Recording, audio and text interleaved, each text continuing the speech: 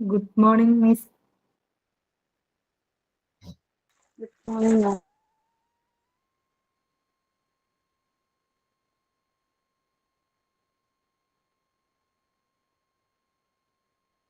ഞാൻ നോക്കി കേട്ടോ, പക്ഷെ എനിക്ക് അറിയില്ലടാ. നോക്കാം മിസ്. ചോദിക്കുമെന്ന് അറിയത്തില്ല, ചോദിക്കുമായിരിക്കും മിസ്. കണ്ടുപിടിച്ചോ? അതെ, ചോദിച്ചാ പറയാം. ശരി. Okay.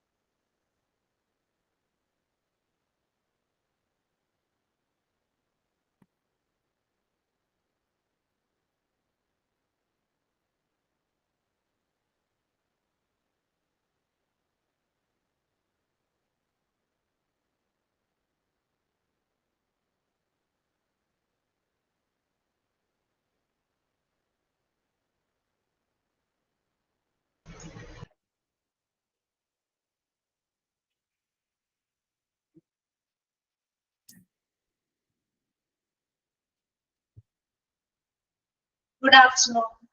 Good evening. Good morning. സമയം മാറ്റി. Okay, good morning. Good morning. Good morning. Good morning, ma'am. നിങ്ങൾ ഉണ്ടായിരിക്കുന്നത് നിങ്ങൾക്ക് സംസാരിക്കാൻ പറ്റുന്ന ഒരു പ്ലാറ്റ്ഫോം അല്ലേ? Good morning. Good morning, Miss.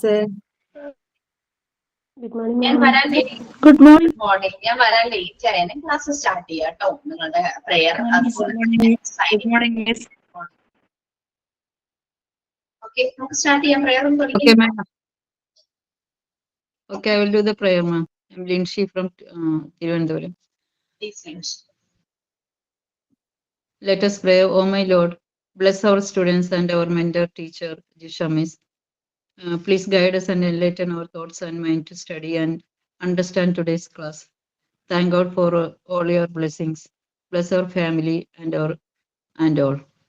Thank God for all your blessings and uh, give us all the strength to overcome all the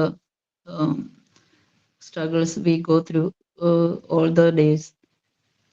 Thank God.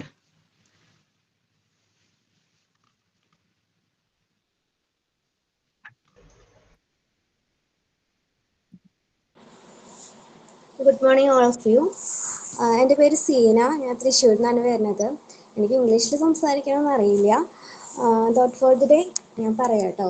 APJ Abdul Kalam സാറിൻ്റെ ഒരു തോട്ടാണ് ഞാൻ പറയുന്നത്. Silence and smiles are two powerful tools. Smiles to solve problems and silence to avoid problems. Thank you. Good morning, ma'am. My name is Visnaya. I am from Kollam. Good morning, everyone. Welcome to today's online class. I am so happy to see all my dear friends and respected teacher here. Let's make this session fun, interactive, and full of learning. Missed seeing you all recently, and I am excited to catch up while we are learning together. Thank you. Okay, once again, very good morning to all of you. നിങ്ങൾക്ക് തന്നെ class lead ചെയ്യാം. No issue. Class lead ചെയ്യാന്ന് പറഞ്ഞു കഴിഞ്ഞാൽ prayer, sign in, thought for the day കഴിഞ്ഞിട്ട് നിങ്ങൾക്ക് last ക്ലാസ്സിൽ എടുത്ത പോർഷൻസ് സ്റ്റാർട്ട് ചെയ്യും. നമ്മൾ ലാസ്റ്റ് എവിടെയായിരുന്നു? വേറെ Health and hygiene. 2 പാരഗ്രാഫ് വായിച്ചു. ഓക്കെ, ഹെൽത്ത് ആൻഡ് ഹൈജീനെ കുറിച്ചാണ് നമ്മൾ പറഞ്ഞുകൊണ്ടിരുന്നത്. ഓക്കെ ഫ്രണ്ട്സ്, നിങ്ങൾക്ക് ക്വസ്റ്റ്യൻസ് തരാനുണ്ട്, മോക്ക് ടെസ്റ്റ് തരാനുണ്ട്, അതുപോലെ തന്നെ അസൈൻമെന്റ്സിന്റെ ക്വസ്റ്റ്യൻസ് ഞാൻ തരാനുണ്ട്. അതൊക്കെ തരാം. കാരണം നമുക്ക് ഓരോ മന്തും ഓരോ ബാച്ചിന്റെ മീറ്റിംഗ്സ് ആണോ? കേട്ടോ, ഞാൻ ഇന്ന് വീട്ടിൽ നിന്നല്ല, ഞാൻ നമ്മുടെ ഇൻസ്റ്റിറ്റ്യൂട്ടിൽ നിന്ന് തന്നെയാണ് ക്ലാസ് എടുക്കുന്നത്. ഒരു മീറ്റിംഗിന് വേണ്ടി വന്നതാണ്. ക്ലിയർ കുറവെന്ന് പറഞ്ഞു കഴിഞ്ഞാൽ ഓഡിയോ ഇഷ്യൂ ഉണ്ടോ അതോ വീഡിയോ ആണ്? ഓഡിയോനൊരു ചെനപ്പ്. ഓഡിയോ ക്ലിയർ അല്ല അല്ലെ? ജസ്റ്റ് ഒന്ന് ടെക്നിക്കൽ അതോടൊന്ന് ചോദിക്കട്ടോ. ജസ്റ്റ് ഒരു 2 minutes ഉണ്ട്.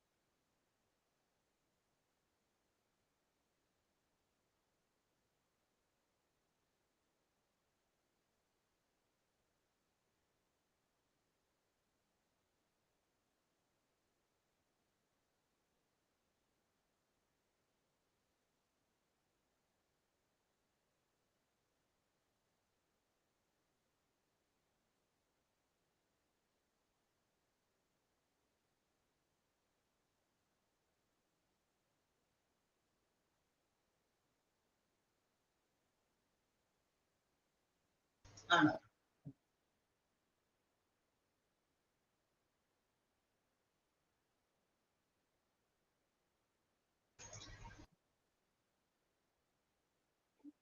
ഒന്ന് കൺഫേം ചെയ്ത് പറയണേ. ഇപ്പം ക്ലിയർ ആയോ?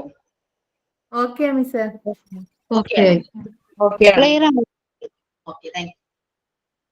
നമ്മുടെ ടെക്നിക്കൽ നമ്മളെ സപ്പോർട്ട് ചെയ്യുന്ന റിജോ ഉണ്ട്. റിജോ വന്ന് ഹെൽപ്പ് ചെയ്തോ. താങ്ക് യു മാം. നമ്മള് ഫേസ് ടു ഫേസ് കാണുന്നത് ഒരു പക്ഷേ ഞങ്ങളെ മാത്രമായിരിക്കും. പക്ഷെ നമ്മുടെ പുറകിൽ നിങ്ങളെ സപ്പോർട്ട് ചെയ്യുന്ന ഒരു എൻ്റെ ടീം ഉള്ള കാര്യം അറിയാമോ?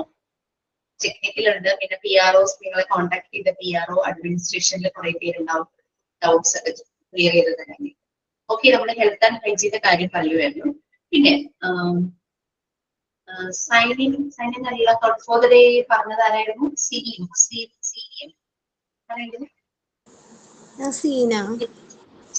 ഓക്കെ, സീന, നമുക്ക് സീന പറഞ്ഞു എനിക്ക് ഇംഗ്ലീഷ് സംസാരിക്കാൻ അറിയില്ല. നമുക്ക് അറിയില്ല എന്നൊരു കാര്യം നമ്മുടെ ഇല്ല.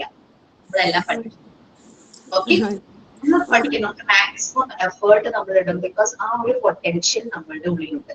കാര്യം നമ്മളെല്ലാരും ജനിക്കുമ്പോൾ ഒന്നും തന്നെത്താനെ ചെയ്യാൻ പറ്റില്ല അല്ലെ? നമ്മളെല്ലാം നമ്മൾ ഡിപ്പെൻഡ് ചെയ്യുന്ന ആരെങ്കിലും നമ്മുടെ അമ്മയായിരിക്കും നമുക്ക് എല്ലാ കാര്യങ്ങളും ഒരു പ്രായം വരെ ചെയ്തു തരുന്നത്. നമ്മുടെ കെയർ ഗിവർ നമുക്ക് ജനറലി പറയാം.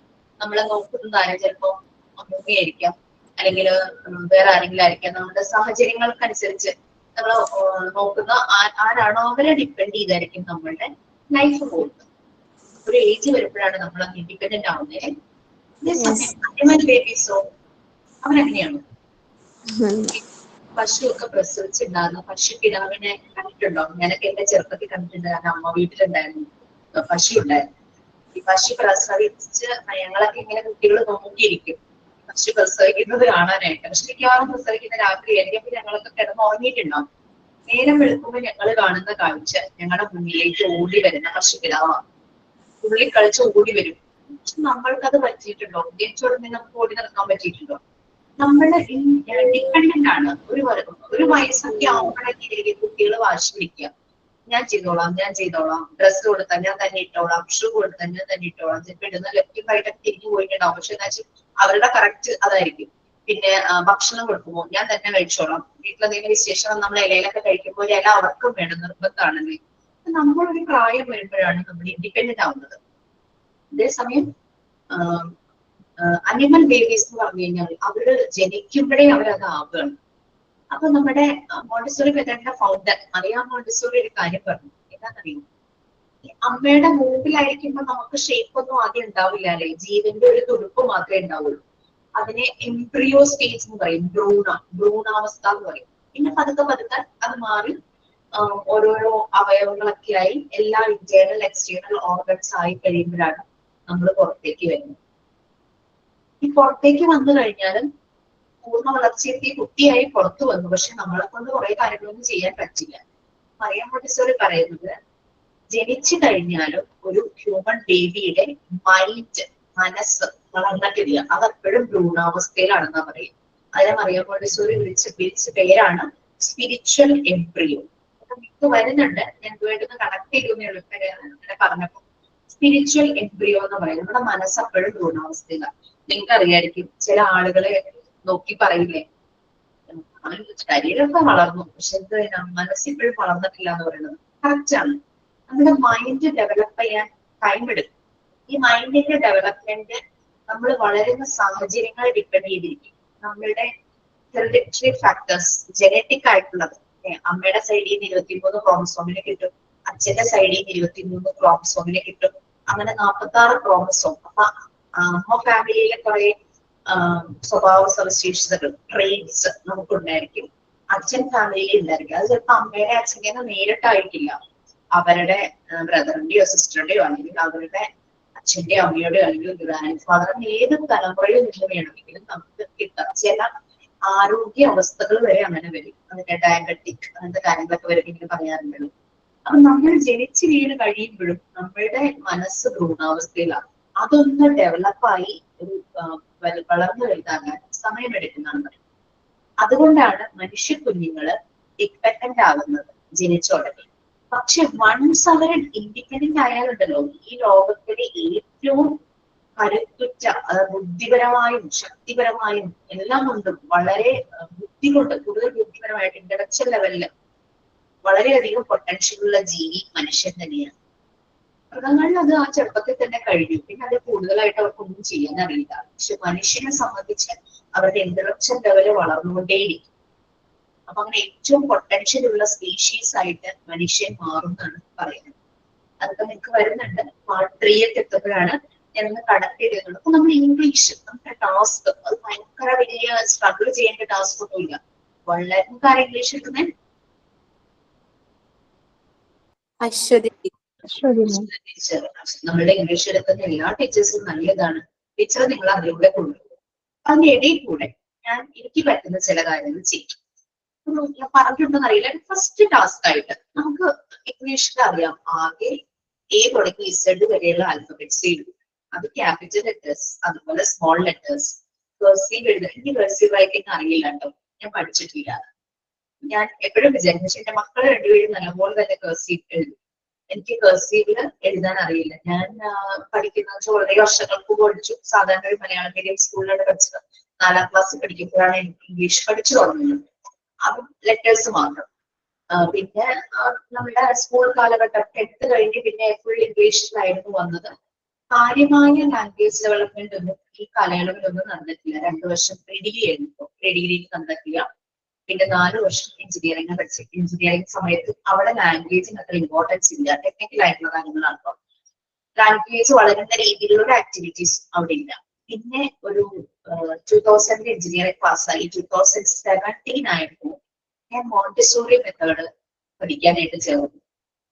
റെഗുലർ ക്ലാസ് ആണോ എന്ന് ചോദിച്ചാൽ ഇൻസ്റ്റിറ്റ്യൂട്ടിൽ പോയി തന്നെയായിരുന്നു പഠിച്ചത്. പക്ഷെ ഫാമിലിയുടെ കാര്യങ്ങൾ നോക്കേണ്ടത് കൊണ്ട് ഞാൻ ഹോളിഡേ ബാച്ചായിരുന്നു. അതായത് സൺഡേസും ഹോളിഡേസും മാത്രം ക്ലാസ്. പക്ഷെ ക്ലാസ് മോർണിംഗ് 10 മണി തുടങ്ങി വൈകിട്ട് 4 മണി വരെ ഫുൾ ഡേ ക്ലാസ് ആയിരുന്നു. അതിലൂടെ പോയപ്പോഴാണ് കമ്മ്യൂണിക്കേഷൻ, ഇംഗ്ലീഷ് നമുക്ക് കുറെ ബ്ലോക്കിംഗ് ആയിരുന്നു അകത്ത്. ആളുകൾ പറയുന്നത് മനസ്സിലാകും, സംസാരിക്കാൻ നോക്കുമ്പോൾ കുറച്ച് ബ്ലോക്സ് വരും. അതായിരുന്നു പ്രശ്നം ഉണ്ടായിരുന്നത്. അങ്ങനെ ആ ഒരു വർഷം ഞങ്ങൾക്ക് കമ്പൽസറി ആയിരുന്നു ഇംഗ്ലീഷേ സംസാരിക്കാൻ പാടുള്ളൂ. ഒരാഴ്ച മാത്രം റിലാക്സേഷൻ തരും, നമുക്ക് മലയാളം യൂസ് ചെയ്യാം. ആ 1 വീക്ക് കഴിയുമ്പോഴേക്കും ഫുൾ നമ്മുടെ കമ്മ്യൂണിക്കേഷൻ ഇംഗ്ലീഷാണ്. ഗ്രാമറിനെ പുറത്ത് വെച്ചിട്ടുള്ള ഇംഗ്ലീഷായിരുന്നു. പിന്നെ നമ്മളുടെ ആക്ടിവിറ്റീസ് പലതും നമ്മൾ ചെയ്യാൻ തുടങ്ങി. ഞാൻ എഴുതിയ റെക്കോർഡിലൊക്കെ ഒത്തിരി മിസ്റ്റേക്കുകൾ ഉണ്ട്. കണ്ടന്റ് മനസ്സിലാവുമെങ്കിലും ഗ്രാമറിൽ മിസ്റ്റേക്ക് ഉണ്ട്, ചില സ്പെല്ലിംഗ് മിസ്റ്റേക്കുകൾ എല്ലാം ഉണ്ട്. എനിക്ക് നല്ലപോലെ അറിയാം. പക്ഷെ ഇപ്പൊ എനിക്ക് വായിക്കുമ്പോൾ എനിക്ക് എന്റെ തെറ്റുകൾ നല്ലപോലെ പിക്ചർ ചെയ്യുന്നുണ്ട്. അല്ലെങ്കിൽ ഞാൻ വരുത്തിയ മിസ്റ്റേക്കുകൾ നന്നായിട്ട് എനിക്ക് മനസ്സിലാവുന്നുണ്ട്, ഞാൻ കറക്റ്റ് ചെയ്യുന്നുണ്ട്. അങ്ങനെ അതെനിക്ക് പറ്റിയത് 1 ഇയറിലെ ആ മോണ്ടിസോറി പഠിത്തം. അപ്പൊ നമുക്ക് നമ്മളുടെ അറ്റ്മോസ്ഫിയർ അങ്ങനെയാക്കാനായിട്ട് അതിന്റെ ആദ്യ പടി എന്നുള്ളത് ചില പറയുമായിരിക്കും. എന്നാലും ഞാൻ ചില ആക്ടിവിറ്റീസ് നിങ്ങളെ കൊണ്ട് ചെയ്യും. ഫസ്റ്റ് നമ്മൾ ചെയ്യേണ്ടത് A തുടങ്ങി Z വരെയും ലെറ്റേഴ്സ് എന്നത് നമുക്ക് അറിയാം. നമ്മൾ ലെറ്റർ പഠിച്ചു കഴിഞ്ഞാൽ അടുത്ത സ്റ്റെപ്പ് എന്താ, ചെറിയ വേർഡ്സ് പഠിക്കില്ലേ, 3 letter വേർഡ്, 4 letter വേർഡ്, അങ്ങനെ. പിന്നെ നമ്മൾ സെന്റൻസ് പഠിക്കും. ഈ സെന്റൻസ് തന്നെ ടെലിഗ്രാഫിക് സെന്റൻസ് ഉണ്ട്. ടെലിഗ്രാഫിക് സെന്റൻസ് എന്താ, പണ്ടൊക്കെ മെസ്സേജ് അയക്കാൻ ടെലിഗ്രാഫ് യൂസ് ചെയ്തിരുന്നു. അപ്പൊ കൂടുതൽ ലെറ്റേഴ്സ് വരുന്ന ലെറ്റേഴ്സിന്റെ എണ്ണം അനുസരിച്ചായിരുന്നു പേയ്മെന്റ് അല്ലെ, കാശ് പറയുന്നതിന്. അപ്പോ ഏറ്റവും കുറഞ്ഞ സെന്റൻസ് ആണെങ്കിൽ കാശ് അതിനനുസരിച്ചേ ആവുള്ളൂ. കുറഞ്ഞ സെന്റൻസിൽ ഇൻഫർമേഷൻ പാസ് ചെയ്യും. അതായത് മദർ ഇല്ല, അമ്മയ്ക്ക് സുഖില്ല എന്നുള്ളത് വലിയ സെന്റൻസിൽ മദർ ഈസ് നോട്ട് വെൽ എന്ന് കൊടുക്കുന്നതിന് പകരം മദർ ഇല്ല എന്ന് കൊടുത്ത് മെസ്സേജ് കിട്ടുന്ന ആൾക്കാർ മനസ്സിലാവും അമ്മയ്ക്ക് സുഖമില്ല അങ്ങനെയുള്ള രീതി. അപ്പൊ അങ്ങനെ നമുക്ക് സ്ട്രക്ചർ ഇല്ലാത്ത സെന്റൻസ് ആയിരിക്കും, പക്ഷെ മീനിങ് ആയിട്ടുള്ള സെന്റൻസ് ആയിരിക്കും. മീനിങ് മനസ്സിലാവും. നമ്മുടെ കുഞ്ഞുങ്ങളുടെ ലാംഗ്വേജ് ഡെവലപ്മെന്റ് അങ്ങനെയല്ലേ, അവർ ആദ്യം ചെറിയ വാക്കുകൾ പറയും. ചിലപ്പോൾ ചില വേർഡുകൾക്ക് അവർ പുതിയ വാക്കുകൾ കണ്ടുപിടിച്ചു. പിന്നെ കുറച്ച് കഴിയുമ്പോൾ അവർ ഇതുപോലത്തെ ടെലിഗ്രാഫിക് സെന്റൻസ് പറയും. കുറച്ച് കഴിയുമ്പോൾ അവർ ഫുൾ സെന്റൻസ് പഠിക്കാൻ പറ്റും. എന്താ ഷെയർ ചെയ്യാനുണ്ടോ പറഞ്ഞോളൂ. ഒരു സ്മൈലി ഇങ്ങനെ രണ്ടും ആദ്യം പേര് പെട്ടെന്ന് മതി. ഓക്കെ, നമുക്കത് നമ്മൾക്ക് നമ്മൾ പറഞ്ഞത് ഓർമ്മയുണ്ടാവും, നമ്മുടെ മക്കള് പറഞ്ഞത് ഓർമ്മയുണ്ടാവും. ക്ലിയർ ആവുന്നില്ല പറയുന്ന ഇടയ്ക്കിടയ്ക്ക് മിസ്. വീണ്ടും ക്ലിയർ ആവുന്നില്ല? ഇല്ല, എനിക്ക് മാത്രമാണോ പ്രശ്നം എന്നറിയില്ലേ. ഒന്ന് പറയണേ എല്ലാരും. അല്ല, ഉണ്ട് മാം, ഒരു ക്ലാരിറ്റി കുറവുണ്ട്. ക്ലാരിറ്റി ഇല്ല. ഇടയ്ക്കിടയ്ക്ക് വിട്ട് പോകുന്നുണ്ട്. ആണല്ലേ, വീട്ടിലേക്ക് ഓടിപ്പോകാൻ എന്തായാലും സമയമില്ല. ഒരു 6-7 കിലോമീറ്റർ ഉണ്ട് വീട്. ഇനി നമുക്കത് കോമ്പൻസേറ്റ് ചെയ്യാം നെക്സ്റ്റ് ക്ലാസ്സിൽ. എന്നാലും ഞാൻ പറയുന്ന കാര്യങ്ങൾ മനസ്സിലാവുന്നുണ്ടോ? നമുക്ക് ഇംഗ്ലീഷിനെ നമ്മളൊക്കെ ഒന്ന് ഫ്രണ്ട്ലി ആക്കാം ഉദ്ദേശം. പിന്നെ നിങ്ങളുടെ ക്ലാസ്സിലുണ്ടാവും നല്ല ലാംഗ്വേജ് അവര് ഉണ്ടാതിരിക്കും. ഈ നീഡ് യുവർ സപ്പോർട്ട്. നിങ്ങളുടെ സപ്പോർട്ട് വേണോട്ടോ ഞങ്ങൾക്ക് ഇംഗ്ലീഷ് സംസാരിക്കാൻ. സോ ഫസ്റ്റ് നമ്മൾ ചെയ്യേണ്ടത് A എന്നുള്ള ലെറ്റർ എടുക്കുക. A കൊണ്ട് നിങ്ങൾക്ക് മാക്സിമം ഉണ്ടാക്കാൻ പറ്റുന്ന വേർഡ്സ് ഒരു ബുക്കിൽ എഴുതുക. ലാംഗ്വേജ് ബുക്കെന്നോ അങ്ങനെ എന്തെങ്കിലും പേര് കൊടുക്കുക. പിന്നെ ഒരു ഡയറി ആയാലും മതി. A കൊണ്ട് ഉണ്ടാക്കാൻ പറ്റുന്ന മാക്സിമം ലെറ്റേഴ്സ് വേണമെങ്കിൽ അതിന്റെ 2-3 പേജ് അങ്ങ് വിട്ടു കൊടുക്കുക. കിട്ടുന്ന വേർഡ്സ് അതിലേക്ക് എഴുതി വെക്കുക. നെക്സ്റ്റ് B, അങ്ങനെ അപ് ടു Z വരെ ദിവസം ഒരു 4 ലെറ്ററിന്റെ ചെയ്താലും മതി, സമയം പോലെ കേട്ടോ. അപ്പൊ നമ്മുടെ വേർഡ് പവർ നമുക്കൊന്ന് ഇംപ്രൂവ് ചെയ്യാനായിട്ട് പറ്റും. പിന്നെ നമ്മളൊരു റൂമിലിരിക്കുമ്പോൾ റൂമിൽ കുറേ സാധനങ്ങൾ ഉണ്ടാവും അല്ലെ. ഈ റൂമിലേക്ക് മൊബൈലുണ്ട്, പിന്നെ വാട്ടർ ബോട്ടിലുണ്ട്, സിസ്റ്റം ഉണ്ട്, അതിന്റെ ക്യാമറ ഉണ്ട്, സ്വിച്ച് ബോർഡ് ഉണ്ട്, ഫാൻ ഉണ്ട്, ഡോർ ഉണ്ട്, ട്യൂബ് ഉണ്ട്, റിമോട്ട് ഉണ്ട്, അങ്ങനെ കുറെ മൗസ് ഉണ്ട്, കീബോർഡ് ഉണ്ട്, ടേബിൾ, ഇരിക്കുന്ന ചെയർ, അങ്ങനെ കാര്യങ്ങളെല്ലാം ഉണ്ട്. അപ്പൊ നമ്മളൊരു റൂമിൽ ഇരിക്കുമ്പോൾ അതിൽ എന്തൊക്കെ ഒബ്ജക്ട്സ് ഉണ്ടെന്നുള്ളത് നോക്കി അത് നമ്മൾ പറയുക, റിപ്പീറ്റ് ചെയ്ത് പറയുക. പിന്നെ ടച്ച് ചെയ്തിട്ട് പറയാം, തൊട്ട് അത് പറയും. അങ്ങനെ നിങ്ങൾക്ക് ഇഷ്ടമുള്ള രീതിയിൽ പല ആക്ടിവിറ്റീസ് ആഡ് ചെയ്യാം. Okay fine. നമുക്ക് ബാക്ക് ടു ക്ലാസ് തന്നെയായിരുന്നു. ഇംഗ്ലീഷ് നമുക്ക് ഇംപ്രൂവ് ചെയ്യാന്നുള്ളത് തന്നെയാണ്. നിങ്ങൾ വിഷമിക്കേണ്ട. നിങ്ങൾ കോഴ്സ് കഴിയുമ്പോഴേക്കും ഒന്ന് കോൺഫിഡന്റ് ആവും. നമ്മൾ സ്പീക്കിംഗ് ലെവൽ ക്ലാസ്സിലുള്ള മറ്റുള്ളവരെ എല്ലാവരെയും നമ്മൾ ഹെൽപ്പ് ചെയ്യാം. ഒരു കോപ്പറേഷൻ, അതാണ് മോണ്ടിസോറി എൻവയോൺമെന്റിൽ വരുന്നതും അത് തന്നെയാണ്, കോപ്പറേഷൻ എന്നുള്ള രീതി. ഞാനിങ്ങനെ ഓക്കെ, എന്തായാലും നമുക്ക് നോക്കാം. Okay friends, so health and hygiene ഈ 2 പാരഗ്രാഫ് ആണോ പറഞ്ഞേ? അതെ. ഓക്കെ,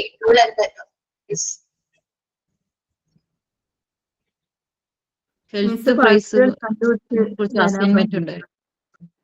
എന്താ കേട്ടില്ല, മനസ്സിലായില്ല. പഴഞ്ചൊല്ലി കണ്ടുപിടിച്ചിട്ട് വരാൻ പറഞ്ഞേന്. Health phrases about health. പറയാൻ പറ്റുന്നവര് പറഞ്ഞോളൂ. നോട്ട് ചെയ്ത് വെച്ചിട്ടില്ലേ? അതൊരു സ്റ്റേറ്റ്മെന്റ് ആണ് കേട്ടോ ശരിക്കും. ഇത് ഞാൻ എഴുതി വെച്ചത് കറക്റ്റ് ആണോ? പറയൂ. റീജു ആണോ? റീജു എന്നാണ് പേര്.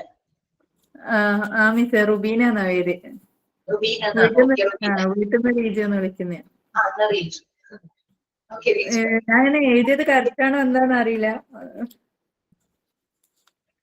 കണ്ടറിയാത്തവൻ കൊണ്ടറിയും എന്ന് പറയുന്നത് ആരോഗ്യപരമായ കാര്യം അതൊക്കെയാണോ മിസ്സേ? ആരോഗ്യപരമായ കാര്യങ്ങളെ കുറിച്ച് മുന്നറിയിപ്പുകൾ അവഗണിക്കുന്നവർക്ക് രോഗങ്ങളിലൂടെ അത് നേരിട്ട് മനസ്സിലാക്കേണ്ടി വരും. കണ്ടറിയാത്തവൻ കൊണ്ടറിയും, അങ്ങനെയാ? കണ്ടറിയാത്തവൻ കൊണ്ടറിയും. ഓക്കെ, അതുമായിട്ട് കണക്ട് ചെയ്താട്ടോ ആണോ ആരോഗ്യപരമായ കാര്യങ്ങൾ പറഞ്ഞു? അല്ല, അതിന്റെ മീനിങ് ഞാൻ പറഞ്ഞത് ആരോഗ്യപരമായ കാര്യങ്ങളെ കുറിച്ച്. ഈ കണ്ടറിയാത്തവൻ കൊണ്ടറിയും എന്ന് പറയുന്നത് നമുക്ക് പല കോണ്ടെക്സ്റ്റുമായിട്ട് കണക്ട് ചെയ്യാല്ലേ. ഹെൽത്തിന്റെ കണ്ടീഷൻസിൽ അത് ശരിയാണ്, പിന്നെ ആളുകളെ മനസ്സിലാക്കുന്ന കാര്യത്തിൽ ശരിയാണ്, പിന്നെ എടുത്തുചാടി എന്തെങ്കിലും കാര്യങ്ങൾ ചെയ്യുമ്പോൾ അവിടെയും ശരിയാണ്. അപ്പൊ നമുക്ക് പല കോണ്ടെക്സ്റ്റുമായിട്ട് അതിനെ കണക്ട് ചെയ്യാം. Very good. പിന്നെ ഉണ്ണുന്നതിനനുസരിച്ചാവണം ഓട്ടം. ശരീരത്തിന്റെ ആരോഗ്യത്തിന് ആവശ്യമായ ഭക്ഷണം കഴിക്കുകയും അതനുസരിച്ച് വ്യായാമം ചെയ്യുകയും വേണം.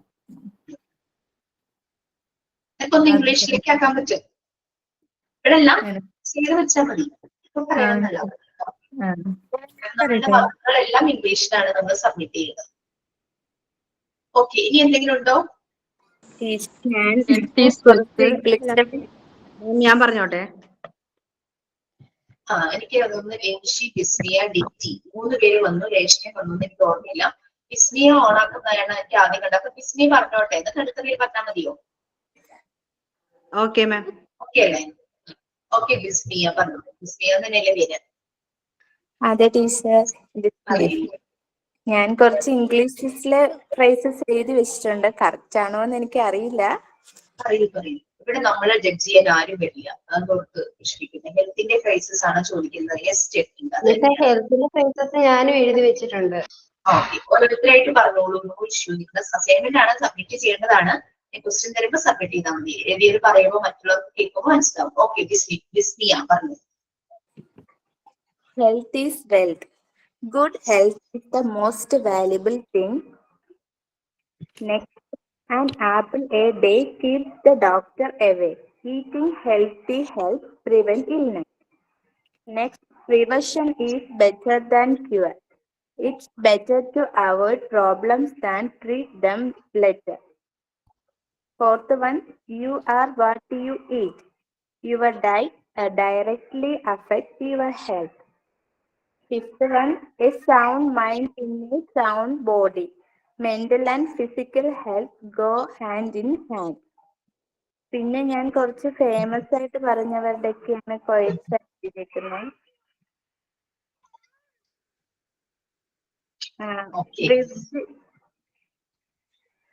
The greatest wealth is health. Virgil. Take care of your body is the only place you have to live.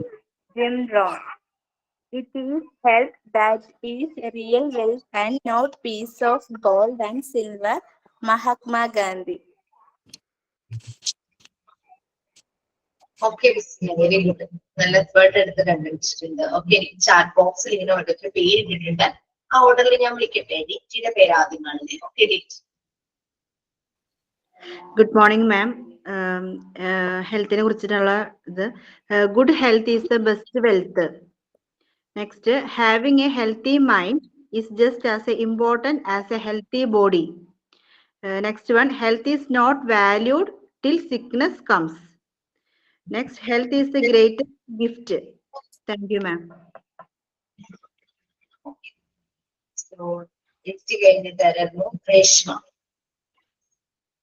Hello, good morning ma'am. ഞാന് മറ്റേ മഹാത്മാഗാന്ധി പോലുള്ള പ്രശസ്തരായിട്ടുള്ള ആൾക്കാർ പറഞ്ഞ തോട്ട്സ് ആണ് എഴുതി വെച്ചിരിക്കുന്നത്. Okay, it is health that is real wealth and not piece of gold and silver. Mahatma Gandhi പറഞ്ഞായിരുന്നേ. Health is not valued till sickness comes. Thomas Fuller. Everybody needs beauty as well as great places to play in and pray in, where nature may heal and give strength the body and soul. Thorn Meyer. Then a healthy outside starts from the inside. Robert Urich. Thank you, ma'am. Okay, ഡിറ്റി and Reshma, very good. Okay, next one, Alfia. Hello, Miss. To keep the body in good health is a duty, otherwise, we shall not be able to keep our mind strong and clear. Buddha. Cleanliness is not next to goodliness. Mahatma Gandhi. It is the health that is real wealth and not piece of gold and silver. Mahatma Gandhi. Take care of your body. It's the only place you have to live. Jim Rohn. Thank you. Okay, next Linshi. Okay, ma'am, some phrases already repeated ആണ് അപ്പൊ അത് ഞാൻ പറയുന്നില്ല. No problem. Eat to eat to live, not live to eat. Early to bed and early to rise make a man healthy, wealthy, and wise. A healthy man is a successful man. Next, health is not valued till sickness comes. Sickness comes, joyfulness to have your healthy. Pleasant words are like a honeycomb, sweetness to the soul and health to the body. Thank you. Okay, very good. Okay, next. മിസ്സേ പറയട്ടെ, ഞാനും എല്ലാരും ഗൂഗിളിൽ നിന്നാണ് എടുത്തത്. എല്ലാരും പറഞ്ഞത് തന്നെയൊക്കെയാ പറയാത്തത് ഞാനും പറയാം മിസ്സേ. Albert Einstein quote about imagination and knowledge. Hippocrates an aphorism about the art of medicine, and Paracelsus assertion that medicine is both. മെഡിസിനുമായിട്ട് ബന്ധപ്പെട്ടാന്ന് തോന്നുന്നു. ഞാനിങ്ങനെ ഗൂഗിളിൽ നിന്ന് എടുത്തത് കേട്ടോ മിസ്സേ. വേറൊരെണ്ണം പറയാവേ. Health is not valued till sickness come. Doctor Thomas Fuller. To keep the body in good health is our duty, otherwise we shall not be able to keep our mind strong and clear. Lord Buddha. പിന്നെ രണ്ടെണ്ണം പറഞ്ഞതാ കേട്ടോ മിസ്സേ. The first wealth is health. Ralph Waldo Emerson. തീർന്നു കഴിഞ്ഞു. Okay, then Vidya. Good afternoon മാം. മാം ഞാൻ ചെയ്ത് മൊത്തം പറഞ്ഞപ്പോ റിപ്പീറ്റ് ചെയ്യണോ? ഇവർ പറഞ്ഞതെല്ലാം തന്നെയാണോ? ഇത് പറഞ്ഞതിന് പറഞ്ഞത്. Okay, no problem. അതൊന്നും പ്രശ്നമില്ല. പറയാം. അത് വിദ്യയുടേതായ വാക്കുകളിലൂടെ വോയിസ് മോഡുലേഷനിലൂടെ കേൾക്കാൻ നമുക്ക് ഭയങ്കര ആഗ്രഹമുണ്ട്. പറഞ്ഞോളൂ. Thank you ma'am. First, the greatest wealth is health. A health outside starts from the inside. Take care of your body. It's the only place you have to live. Health is not valued till sickness comes. Thank you. Okay, very good. നിങ്ങൾ ആരെങ്കിലും സ്വന്തമായിട്ട് ഇതുപോലെ ഫ്രൈസോ കോട്ടോ എന്തെങ്കിലും എഴുതാൻ ആലോചിച്ചോ, ശ്രമിച്ചോ? തന്നെത്താനെ മനസ്സിൽ വന്ന എന്തെങ്കിലും കാര്യങ്ങൾ? പക്ഷെ ഒരുവിധം നമ്മൾ വീട്ടിൽ പറയുന്ന വേർഡ്സ് തന്നെയാ. നമ്മള് കൂടുതൽ ഭക്ഷണം കഴിക്കുമ്പോ നമ്മൾ പറയില്ലേ, അധികമായാൽ അമൃതം വിഷ. കാരണം നമ്മള് അതെല്ലാം നമ്മള് വീട്ടില് ആരെങ്കിലും എഴുതിയതെല്ലായിരിക്കും. എനിക്ക് തോന്നുന്നു ഈ അമ്മാമ്മമാരും പ്രായമായവരൊക്കെ അവര് കുറെ കാര്യങ്ങൾ പറയുമല്ലേ. അത് ഇന്നലെ ചിന്തിക്കുന്നത് ശരിയാണല്ലോ, അവര് പറഞ്ഞത് ശരിയാണല്ലോ. നമുക്കൊരു റെക്കോർഡ് എഴുതാന്നുള്ളതിന് അതുണ്ട് കേട്ടോ. Traditional knowledge from elders. പ്രായമായ ആളുകളിൽ നിന്ന് കിട്ടുന്ന നമ്മളുടെ ട്രഡീഷണൽ ആയിട്ടുള്ള അറിവുകൾ അതൊക്കെ നമുക്ക് വരുന്നുണ്ട്. എന്തായാലും അവർ പറയുന്ന കാര്യങ്ങളൊക്കെ ചിലത് ശരിയായിരിക്കും, ശരിയാണ്. ചിലത് മാത്രമാണ് നമുക്ക് ഫാക്ട്സ് ആണ് കേട്ടോ നമ്മൾ എടുക്കേണ്ടത്. ഒരിക്കലും ബ്ലൈൻഡ് ബിലീഫിന്റെ പുറകെ പോകരുത്. നമുക്ക് വേണ്ടത് ഫാക്ട്സ് ആണ്. കാരണം ഇപ്പോഴത്തെ ജനറേഷന്റെ പ്രത്യേകത അറിയൂ. ഇപ്പോഴത്തെ ജനറേഷൻ ജനറേഷൻ അല്ലെങ്കിൽ ആൽഫ ജനറേഷൻ എന്നാ പറയുന്നത്. അവർക്ക് എന്തിനും തെളിവ് വേണം, എങ്കിൽ അവർ അക്സെപ്റ്റ് ചെയ്യാം. അവർ കൺക്ലൂഷനിലേക്ക് എത്തണമെങ്കിൽ അവർ കേട്ട കാര്യത്തിന് അവർ കീറി കുറച്ച് അനലൈസ് ചെയ്ത് തെളിവ് സഹിതം മനസ്സിലാക്കിയതിന് ശേഷമാണ് അവരത് ആക്സെപ്റ്റ് ചെയ്യുന്നത്. പണ്ടത്തെ കാലത്ത് ഇപ്പൊ നമ്മളോട് അമ്മ പറയുവാണ് പട്ടിച്ചിരുന്ന കാലാട്ടുകൾ എന്ന് പറഞ്ഞു കഴിഞ്ഞാൽ നമ്മള് മനസ്സിൽ പറയായിരിക്കും, അങ്ങനെ കാലാട്ടിയിൽ എന്താ കുഴപ്പം. ചിലര് ചോദിച്ചിട്ടുണ്ടാവാം, അല്ലെ അങ്ങനെ കാലാട്ടിയിൽ എന്താ കുഴപ്പം എന്ന് പറയുമ്പോൾ അമ്മയുടെ നല്ല വഴക്കം കേട്ടിട്ടുണ്ടാവാം. ചിലത് പക്ഷെ പറഞ്ഞു കൊടുക്കുമായിരിക്കും. ഇപ്പോഴത്തെ കാലത്തെ കുട്ടികൾ എന്ന് പറഞ്ഞു കഴിഞ്ഞാൽ അവരെന്ത് കേട്ടാലും അങ്ങനെ എഴുതില്ല, അങ്ങനെ ഡിവോൾവ് ചെയ്യില്ല. അതെന്താണ്? അതിനവർക്ക് കറക്റ്റ് എവിഡൻസ് വേണം. ഈ ആമിന എന്തെങ്കിലും പറയാനാണോ?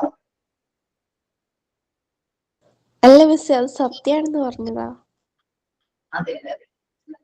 ഓക്കെ, അസൈൻമെന്റ് ആയിട്ട് പേപ്പറിൽ എഴുതണമെന്നൊരു ചോദ്യം വന്നു. എന്റെ ഒരു പേഴ്സണൽ ഒപ്പീനിയൻ, നിങ്ങൾ അതൊരു ബുക്കിൽ ചെയ്യുന്നതായിരിക്കും നല്ലത്. കാരണം നമ്മൾ ഈ ചെയ്യുന്ന ഓരോ വർക്കും നമ്മുടെ എഫേർട്ടാണ്. നമുക്ക് മിസ്സാകാതെ നമുക്ക് നല്ലപോലെ സേഫ് ആയിട്ട് സെക്യൂർ ആയിട്ട് നമുക്ക് സൂക്ഷിക്കണമെങ്കിൽ അതൊരു ബുക്ക് ആയിരിക്കണം. പേപ്പറിൽ നിങ്ങൾ ചെയ്താൽ നിങ്ങൾ അത് സെക്യൂർ ആയിട്ട് ഫയൽ ചെയ്ത് വെക്കണം, അല്ലെങ്കിൽ പറന്നു പോകും. കാരണം നമ്മൾക്ക് കാറ്റ് കൊണ്ട് മേശയുടെ അടിയിലേക്കും അലമാരിയുടെ അടിയിലേക്കും പോയി കഴിഞ്ഞാൽ നമ്മൾ കാണില്ല പേപ്പർ എവിടെയെന്ന് അന്വേഷിച്ചു. ഞാൻ ഒന്നുകൂടെ ഒന്ന് പറയുമോ? ഞാൻ ഒന്ന് ലെഫ്റ്റ് ആയിരുന്നു, ഒന്നും കേട്ടില്ലായിരുന്നു. ആണോ? ഇപ്പൊ ഞാൻ പറഞ്ഞ കാര്യമാണോ? അതെ അതെ മാം, അസൈൻമെന്റിന്റെ കാര്യം. രേഷ്മ ഇപ്പൊ ഹെൽത്ത് റിലേറ്റഡ് ഫ്രേസസ് ഒക്കെ നമ്മൾ എല്ലാവരും പറഞ്ഞു കഴിഞ്ഞു. അത് കഴിഞ്ഞിട്ട് അസൈൻമെന്റ് പേപ്പറിൽ എഴുതണമെന്ന് മിസ്സിന് ഡൗട്ട് ചോദിച്ചു, ചാറ്റ് ബോക്സിൽ മെസ്സേജ് ഉണ്ടായിരുന്നു. പേപ്പറിൽ നിങ്ങൾ എഴുതുന്നത് കുഴപ്പമൊന്നുമില്ല, പക്ഷെ അത് സേഫ് ആയി സെക്യൂർ ആയിട്ട് ഫയൽ ചെയ്ത് സൂക്ഷിക്കണം. കാരണം നമ്മൾ ചെയ്യുന്ന എഫേർട്ട് അതിന് അത്രയും വാല്യൂ ഉണ്ട്. നമ്മൾ എടുക്കുന്ന എഫേർട്ട് വേറൊരാൾക്ക് അതുപോലെ മനസ്സിലാവണമെന്നില്ല. നമ്മൾ സൂക്ഷിച്ചു വെക്കണം. നമ്മൾ ആ ചെയ്ത എല്ലാ വർക്കുകളും സൂക്ഷിച്ചു വെക്കണം. ഓക്കെ, പിന്നെ ഒരു ബുക്കാണെങ്കിൽ എന്റെ പേഴ്സണൽ ഒപ്പീനിയൻ ബുക്കാണ് നല്ലതാണ്. അത് അങ്ങനെയും നമുക്ക് നല്ലപോലെ കവർ ചെയ്ത് നമുക്ക് സൂക്ഷിക്കാനായിട്ട് പറ്റും. അസൈൻമെന്റ് പേപ്പറും അല്ലാത്ത A4 പേപ്പർ ഒക്കെ കിട്ടും. അതൊക്കെ നിങ്ങൾ നല്ലപോലെ സേഫ് ആയിട്ട് സെക്യൂർ ചെയ്ത് ഫയൽ ചെയ്തൊക്കെ സൂക്ഷിക്കുകയാണെങ്കിൽ നന്നായിരിക്കും. അത് നമുക്ക് ചെയ്ത് കഴിഞ്ഞാൽ കളയാനുള്ളതല്ല.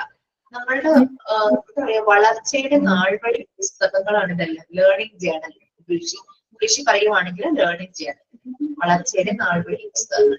ഓക്കെ, എന്തോ മിസ് അതുപോലെ ആൽഫബറ്റ് വെച്ചിട്ട് പേര് എഴുതി വെക്കാൻ പറഞ്ഞില്ലേ പറ്റുന്ന, അത് ഏതിനെ കുറിച്ചിട്ട് എഴുതാലോ അല്ലെ? ഹെൽത്ത് മാത്രമായിട്ട് കിട്ടുന്ന വേർഡ്സ് അല്ലേ എഴുതുന്നത്? കുട്ടികൾക്ക് ഫെമിലിയർ ആയ കുറെ വാക്കുകൾ ഉണ്ടാവില്ലേ? ചെറിയ കുഞ്ഞുങ്ങളെ പഠിക്കാൻ തുടങ്ങുമ്പോൾ അവർക്ക് ഫെമിലിയർ ആയിട്ട് ആപ്പിൾ, ഓറഞ്ച്, ആൻഡ്സ് എന്നൊക്കെ പറയുന്നത്, അതെല്ലാം ആദ്യം എഴുതുക. പിന്നീട് നമ്മുടെ വൊക്കാബുലറി ഇംപ്രൂവ് ചെയ്യാനായിട്ട് പുതിയ പുതിയ വേർഡ്സ് കഴിക്കുമ്പോൾ അതല്ലാതെ ഞാൻ പറഞ്ഞ 2-3 പേജ് ഓരോ ലെറ്ററിനും വേണ്ടിയിട്ട് നമ്മൾ മാറ്റി വെച്ചു. ഇനി അവിടെ നിറഞ്ഞു പോവുകയാണെങ്കിൽ വേറൊരു പേജ് എടുത്തിട്ട് ഏത് കൊടുത്ത് ബുക്ക് മാർക്കോ എന്തെങ്കിലും അവിടെ വെച്ചാൽ മതി. ആണോ? എന്താ ഇത്? അസൈൻമെന്റ് അല്ല കേട്ടോ, നിങ്ങൾക്കൊരു വർക്കാണ്. നമ്മൾ തന്നെ കളക്ട് ചെയ്ത് വെക്കേണ്ട കുറച്ച് കാര്യങ്ങളുടെ ഒരു വർക്ക്, അത് നിങ്ങൾ ചെയ്ത് വെച്ചാൽ മതി. അത് സബ്മിഷൻ ഒന്നുമില്ല. ഓക്കെ, അപ്പൊ നമ്മുടെ unit 2 health and hygiene. Unit 1 നമ്മൾ കഴിഞ്ഞു. യെസ് മിസ് നോട്ട്ബുക്കിൽ എഴുതണ്ടെന്ന് പറഞ്ഞില്ലായിരുന്നു? ഞാനാണെങ്കിൽ മിസ് പഠിപ്പിക്കുന്ന ടെക്സ്റ്റ് ബുക്കിൽ തന്നെ നോട്ട്സ് എഴുതി പോകുന്നുണ്ട്. അപ്പൊ ആ കൂടത്തിൽ ഇപ്പൊ എഴുതി പോയാലും കുഴപ്പമുണ്ടോ ഈ ഫ്രേസസ് ഓഫ് ഹെൽത്ത്? ഇല്ല, അത് നിങ്ങൾ അങ്ങനെ ഓരോ മക്കൾ വേറെ ടീച്ചർമാർ എന്തെങ്കിലും അസൈൻമെന്റ് തരുവാണെങ്കിൽ ഒരു കാര്യം ചെയ്താൽ മതി, ഒരു ബുക്ക് മാർക്ക് വെച്ചാൽ മതി. നമ്മളിങ്ങനെ സ്റ്റിക്കി പേപ്പർ ഇല്ലേ, സ്റ്റിക്കി പേപ്പർ ഇട്ടില്ലേ, ആ പേപ്പർ ചെറിയ പീസായിട്ട് അങ്ങനെ അതൊക്കെ നീളത്തിൽ പുറത്തേക്ക് കാണുന്ന രീതിയിൽ വെച്ചിട്ട് നിങ്ങൾക്ക് മനസ്സിലാവുന്ന രീതിയിൽ അത് എന്താണെന്ന് നോട്ട് ചെയ്ത് പോയാൽ മതി.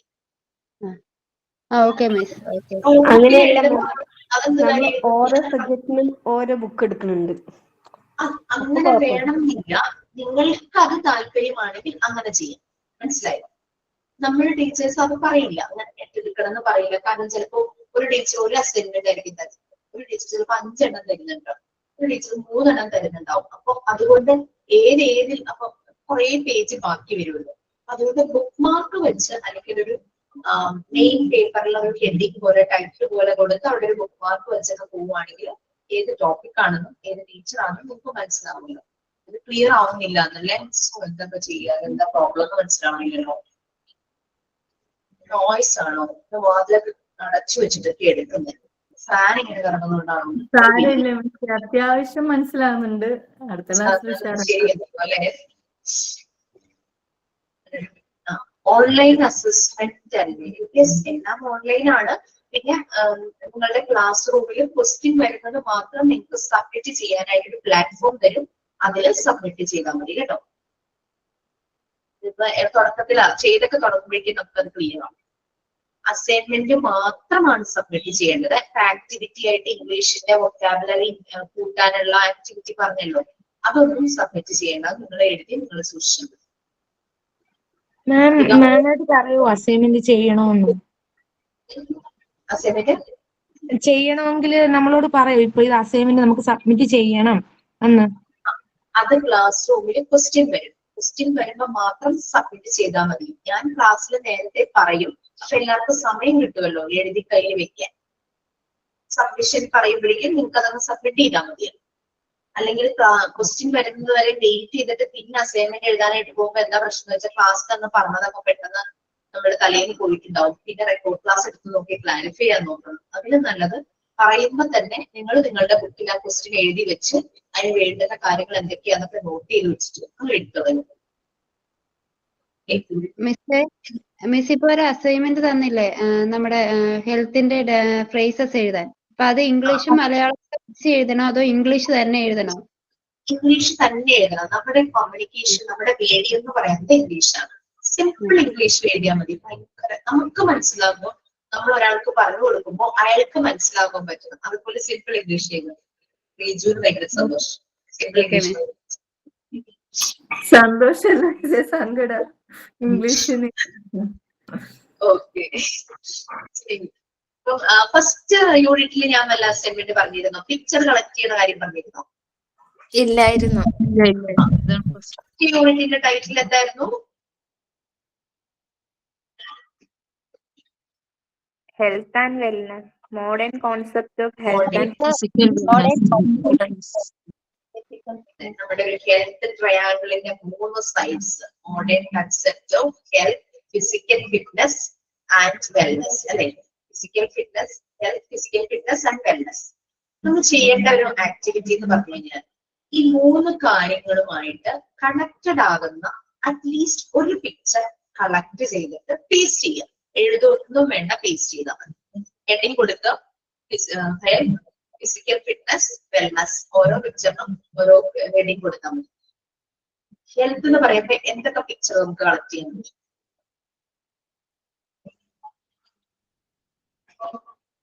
ഫുഡ്, ആരോഗ്യവാനായ ഒരു മനുഷ്യന്റെ.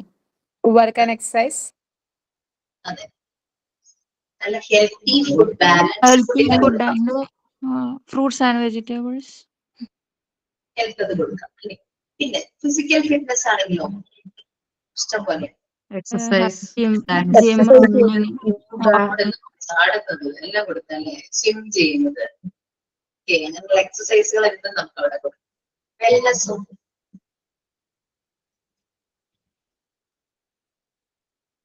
വെൽനസ്സിന് എന്ത് പിക്ചർ കൊടുക്കാൻ പറ്റും? ഹെൽത്തിന് നമ്മൾ പറഞ്ഞു നല്ല ഹെൽത്തി ഫുഡ് കാണിക്കാം, പിന്നെ ഹെൽത്തി ആയിട്ടുള്ള ഒരു മനുഷ്യന്റെ ആക്ടിവിറ്റീസ് കാണിക്കാം. സൗണ്ട് സ്ലീപ്പ്, കറക്റ്റ് സമയത്ത് എണീക്കുന്നു. കറക്റ്റ് സമയത്ത് എണീക്കുന്നു നമ്മൾ പിക്ചറിൽ ഇങ്ങനെ കാണിക്കാൻ പറ്റും. കറക്റ്റ് സമയത്ത് ഉറങ്ങാൻ പോകുന്നു, കറക്റ്റ് സമയത്ത് എണീക്കുന്നു. നമുക്ക് വേണമെങ്കിൽ വാളിൽ ഒരു ക്ലോക്ക് വെച്ചിട്ട് എണീക്കുന്നത്. അപ്പൊ 6 മണിയാണെങ്കിൽ 6 മണി നമ്മൾ ടൈം ഹെൽത്തി ആയിട്ടുള്ള ഒരാൾ രാവിലെ എണീക്കും. അല്ലാത്തവരാണ് 10 മണി 12 മണി വരെയൊക്കെ കിടന്നങ്ങ് ഉറങ്ങുന്നത്. അപ്പൊ 6 മണിന്ന് ക്ലോക്കിൽ കാണിക്കാം, അയാൾ എണീറ്റ് ഇരിക്കുന്ന ഒരു ഇത് കാണിക്കാം. അല്ലെങ്കിൽ സൂര്യൻ ഉദിച്ചു നിൽക്കുന്നത് വിൻഡോയിലൂടെ കാണുന്ന രീതിയിൽ അങ്ങനെ പിക്ചർ കൊടുക്കും. നമുക്ക് എഴുതേണ്ട ആവശ്യമില്ല, പിക്ചറിൽ നിന്ന് തന്നെ മനസ്സിലാവും കറക്റ്റ് സമയത്ത് അയാൾ എണീറ്റ് വരുന്നു. ഫിസിക്കൽ ഫിറ്റ്നസിന് എക്സസൈസുകൾ കൊടുക്കാം. Running, swimming, walking. അല്ലാതെ ജിമ്മിൽ വർക്ക് ചെയ്യണ്ടോ അത് കൊടുക്കാം, അല്ലെ? അങ്ങനെയുള്ളത് ഫിസിക്കൽ ഫിറ്റ്നസിന്. പിന്നെ അല്ലാതെ എയറോബിക്സ് എക്സസൈസുകൾ, അങ്ങനെയുള്ള പല പല എക്സസൈസുകൾ ഉണ്ടല്ലോ, അതൊക്കെ. ഈ വെൽനസ്, നിങ്ങളുടെ ക്ലാസ്സിൽ നിന്നാണോ പറഞ്ഞത്? നല്ലൊരു വാക്ക് ക്ഷേമം, സുഖം, സന്തോഷം, സമാധാനം, എല്ലാം കൂടി ചേരുന്ന ഒരു ക്ഷേമം, എല്ലാം കൂടെ വരുന്ന ഒരു അവസ്ഥ, അല്ലെ? വെൽനസ് എന്ന് പറയുന്നത്. അതിനെന്ത് പിക്ചർ കൊടുക്കാൻ പറ്റും? നമുക്ക് ഈ സുഖം, സന്തോഷം, സമാധാനം നമുക്ക് എങ്ങനെയുള്ള പിക്ചറിൽ മനസ്സിലാവും? നമ്മൾ നമ്മുടെ ഫാമിലിയായിട്ട് നമ്മളൊരു പിക്നിക്കിൽ പോയപ്പോ എടുത്തൊരു ഗ്രൂപ്പ് ഫോട്ടോയോ, അല്ലെങ്കിൽ നമ്മൾ എല്ലാവരും കൂടി ഇരുന്ന് സിനിമ കാണുന്നതോ TV കാണുന്നതോ അല്ലെങ്കിൽ ഗെയിമുകളിൽ ഏർപ്പെടുന്നതോ ഒക്കെ സന്തോഷമായിട്ട്, അല്ലെങ്കിൽ ഒരു ഫംഗ്ഷൻ അറ്റൻഡ് ചെയ്ത് നമ്മുടെ തന്നെ പിക്ചറുകളിൽ നമുക്ക് പേസ്റ്റ് ചെയ്യാം. പിന്നെ ഇത് വർക്കിംഗ് സൈഡിൽ, പ്രൊഫഷണൽ ലൈഫിൽ നോക്കുവാണെങ്കിൽ നമ്മൾ നമ്മുടെ കൊളീഗ്സുമായിട്ട് നല്ല രീതിയിൽ ഹാപ്പി ആയിട്ട് എൻജോയ് ചെയ്ത് എല്ലാവരും കൂടി കേക്ക് മുറിക്കുന്നതോ അങ്ങനെയുള്ള എന്തെങ്കിലും, അതൊക്കെ അവിടെ വരും. ക്ലിയർ ആയോ? ഒരു ഫോട്ടോയെ പറഞ്ഞിട്ടുള്ളൂ, നിങ്ങൾക്ക് ഇഷ്ടമുള്ള അത്രയും എടുക്കാം. ഫോട്ടോ വരച്ച് പിക്ചർ വരയ്ക്കാം, അല്ലെങ്കിൽ പേസ്റ്റ് ചെയ്യാൻ സ്റ്റക്ക് ആവുന്നു, അതാണ് ഒരു പിടി കിട്ടുന്നത്. മയോഫ്രയുടെ സ്ട്രെങ്ത് നോക്കാനും പറ്റുന്നുണ്ട്. ഇൻസ്റ്റിറ്റ്യൂട്ട് ആകുമ്പോൾ കുറെയൊക്കെ ഷെയറിംഗ് ഉണ്ടല്ലോ. ഷെയറിംഗ് കുഴപ്പമില്ല, ഇറ്റ്സ് ക്ലിയർ ആണെന്ന് ലീമ പറയുന്നു. ഓക്കെ, എനിവേ ജസ്റ്റ് നമ്മൾ ഇരിക്കുന്നിടത്തും കൂടെ ഒന്ന് കറക്റ്റ് ചെയ്യാം കേട്ടോ. നമുക്ക് തുടക്കമായതുകൊണ്ട് കുറച്ചൊക്കെ കഴിയുമ്പോഴേക്കും 1 month ഒക്കെ ആകുമ്പോഴേക്കും നമ്മളൊക്കെ കറക്റ്റ് ആവും. എവിടെയാണ് റേഞ്ച്, എന്തെങ്കിലും ഇഷ്യൂ വന്നു കഴിഞ്ഞാൽ ഒന്ന് ലീവ് ചെയ്ത് ഒന്നുകൂടെ ഒന്ന് ക്ലിയർ ചെയ്ത് വരുമ്പോഴേക്കും അത് ചെയ്യാം. Okay, unit 2 health and hygiene. അപ്പൊ അതിൽ നമ്മൾ പറഞ്ഞു ഹെൽത്ത് എന്ന് പറയുന്നത് വളരെ നെസസറി ആയിട്ടുള്ള ഒരു കണ്ടീഷനാണ് എല്ലാ മനുഷ്യർക്കും. പക്ഷെ കുട്ടിയെ വെച്ച് നോക്കുമ്പോൾ ആ കുട്ടിയുടെ വളർച്ചയ്ക്ക് ഏറ്റവും ആവശ്യമുള്ള ഒരു കാര്യമാണ് ഹെൽത്ത് എന്ന് പറയുന്നത്. ആ കുട്ടിയുടെ എല്ലാ തലങ്ങളിലും എല്ലാ ഫേസസിലുമുള്ള ഡെവലപ്മെന്റ് നടക്കുകയാണ്. ഫിസിക്കൽ ഡെവലപ്മെന്റ് നടക്കുന്നു, സോഷ്യൽ ഡെവലപ്മെന്റ് നടക്കുന്നു, കോഗ്നിറ്റീവ് ഡെവലപ്മെന്റ് നടക്കുന്നു, അതുപോലെ തന്നെ സൈക്കോ മോട്ടർ എന്ന് പറഞ്ഞാല് സൈക്കോ എന്ന് പറഞ്ഞാൽ connected with mind, mental development നടക്കുന്നുണ്ട്, മോട്ടോർ ഡെവലപ്മെന്റ് നടക്കുന്നുണ്ട്, മൂവ്മെന്റ്, നമ്മുടെ ബോഡിയുടെ മൂവ്മെന്റ്. അല്ലെ, ഒരു കുഞ്ഞ് ജനിച്ച് കുട്ടിക്ക് എന്താ അറിയാവുന്നേ? അവന്റെ ഡിമാൻഡ്സിന് അവൻ കരയുകയെന്നല്ലാതെ വേറൊരു പണിയും കുട്ടിക്ക് അറിയില്ല. മര്യാദയ്ക്ക് തല പോലും ഉറച്ചിട്ടുണ്ടാവില്ല. നമ്മളുടെ സഹായം വേണം, അവർക്ക് ഒരു സപ്പോർട്ട് കൊടുക്കും. കുറച്ച് കഴിയുമ്പോൾ തല ഉറയ്ക്കും, നോട്ടം കറക്റ്റ് ആവും, നോട്ടം ശരിയായിട്ടുള്ളതായിട്ട് പിന്നെ നമ്മളെ നോക്കി ചിരിക്കാൻ തുടങ്ങും. ആ ഒരു സോഷ്യൽ സ്മൈൽ, കുട്ടി ആദ്യമായിട്ട് സോഷ്യലൈസ് ചെയ്യാൻ പോകുന്നതിന്റെ സിമ്പിൾ ആണ് സോഷ്യൽ സ്മൈൽ. അവൻ എല്ലാരെയും നോക്കി ചിരിക്കുന്നത്. പിന്നെ നമ്മൾ നോക്കുന്നത് കുട്ടിക്ക് ജനിക്കുമ്പോ തന്നെ വാങ്ങിച്ചെടുക്കുന്നത് കളിപ്പാട്ടാണ്. കിളിക്കാൻ പറ്റി റാറ്റി, അല്ലെ? ആ റാറ്റിൽ നിന്നുള്ള ബേബിയുടെ ടോയ്, അതിന് പല ഉദ്ദേശമുണ്ട്. നമ്മളതിടയ്ക്ക് ഇങ്ങനെ ഇത് കാണിക്കും. ആ സ്ഥലത്തേക്ക് കുട്ടി ശ്രദ്ധിക്കുന്നുണ്ടോ, കാരണം അവന് ശബ്ദം ഐഡന്റിഫൈ ചെയ്യാൻ പറ്റുന്നുണ്ടോ, ചെവിക്ക് കുഴപ്പമുണ്ടോ, അതൊക്കെ മനസ്സിലാക്കാനൊക്കെയാണ് അത് ചെയ്യിക്കാറുണ്ട്, അല്ലെ? പിന്നെ ഈ കുഞ്ഞ് ഒരു 3 മാസമൊക്കെ ആകുമ്പോഴേക്കും അല്ലെങ്കിൽ തൊട്ടിലിങ്ങനെ കമിഴ്ന്ന് മലർന്ന് കിടന്നിട്ട് തൊട്ടിലൊരു സാധനം നമ്മളിങ്ങനെ തൂക്കിയിടും. അതിലേക്ക് ഇങ്ങനെ നോക്കിയിരിക്കും, അത് കറങ്ങുന്നത്, കാറ്റത്ത് കറങ്ങുന്നത്, അത് നല്ല കളർഫുൾ ഒക്കെ ആയിരിക്കും.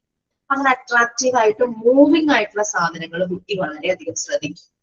പിന്നെ കമിഴ്ന്ന് വീഴും. 3 മാസമാണ് പൊതുവേ കാണുന്ന ഒരു പാറ്റേൺ, അല്ലെ? കമിഴ്ന്ന് വീഴും. കമിഴ്ന്ന് വീഴുമ്പോൾ മുന്നിലുള്ളതൊക്കെ പിടിക്കാനായിട്ടുള്ള ശ്രമം നടത്തും, എഴയാനുള്ള ശ്രമം പോലെ. ഈ നിങ്ങൾ ശ്രദ്ധിച്ചിട്ടുണ്ടോ? ഈ കിളിക്കാൻ പറ്റി ഇവർ കയ്യിലെടുക്കും. പക്ഷെ അധികം നേരം അവർക്ക് കൈ പിടിക്കാൻ പറ്റും, അത് താഴെ വീഴും. വീണ്ടും എടുക്കും, വീണ്ടും വീഴും. അങ്ങനെ എന്തവരെടുക്കുമോ അത് വീഴും. എന്തുകൊണ്ടാണ്? ജനിച്ചു ഉടനെ കുട്ടിയുടെ ലാർജ് മസിൽസ് ആണ് ഡെവലപ്പ് ചെയ്യുന്നത്. അതുകൊണ്ടാണ് കുട്ടി കമിഴ്ന്ന് വീഴുന്നത്, എഴയുന്നത്, കുറച്ചുകൂടെ കഴിയുമ്പോഴേക്ക് ഇരിക്കാൻ തുടങ്ങുന്നത്, പിടിച്ചു നിൽക്കുന്നത്, നടക്കാൻ തുടങ്ങുന്നത്, ഓടാൻ തുടങ്ങുന്നത്, സ്റ്റെപ്പ് കയറാൻ തുടങ്ങുന്നത്. കുട്ടിയുടെ ലാർജ് മസിൽസിന്റെ ഡെവലപ്മെന്റ് ആണ് നടക്കുന്നത്. പക്ഷെ കുട്ടിയുടെ സ്മോൾ മസിൽസിന്റെ ഡെവലപ്മെന്റ് നടക്കാൻ പിന്നെയും സമയമെടുക്കും. സ്മോൾ മസിൽസ് എന്ന് പറഞ്ഞു കഴിഞ്ഞാൽ നമ്മുടെ ഫിംഗേഴ്സിലെല്ലാം സ്മോൾ മസിൽസ് ആണ്. ഈ ഫിംഗേഴ്സ് എല്ലാം കൂടെ ഒരുമിച്ച് ശരിയായി പണിയെടുക്കുമ്പോഴാണ് ഒരു സാധനം പിടിച്ചാൽ അത് ഹോൾഡ് ചെയ്യാനുള്ള കപ്പാസിറ്റി കിട്ടുക. നമ്മളോടൊരു അടുത്ത ഒരു 5 മിനിറ്റ് കണ്ടുപിടിച്ച് എല്ലാവരും കടയിൽ പോയിട്ട് ഒരു 5 കിലോ അരി വാങ്ങിച്ചുകൊണ്ട് വരാൻ പറഞ്ഞാൽ നമുക്ക് വലിയ ബുദ്ധിമുട്ടില്ല.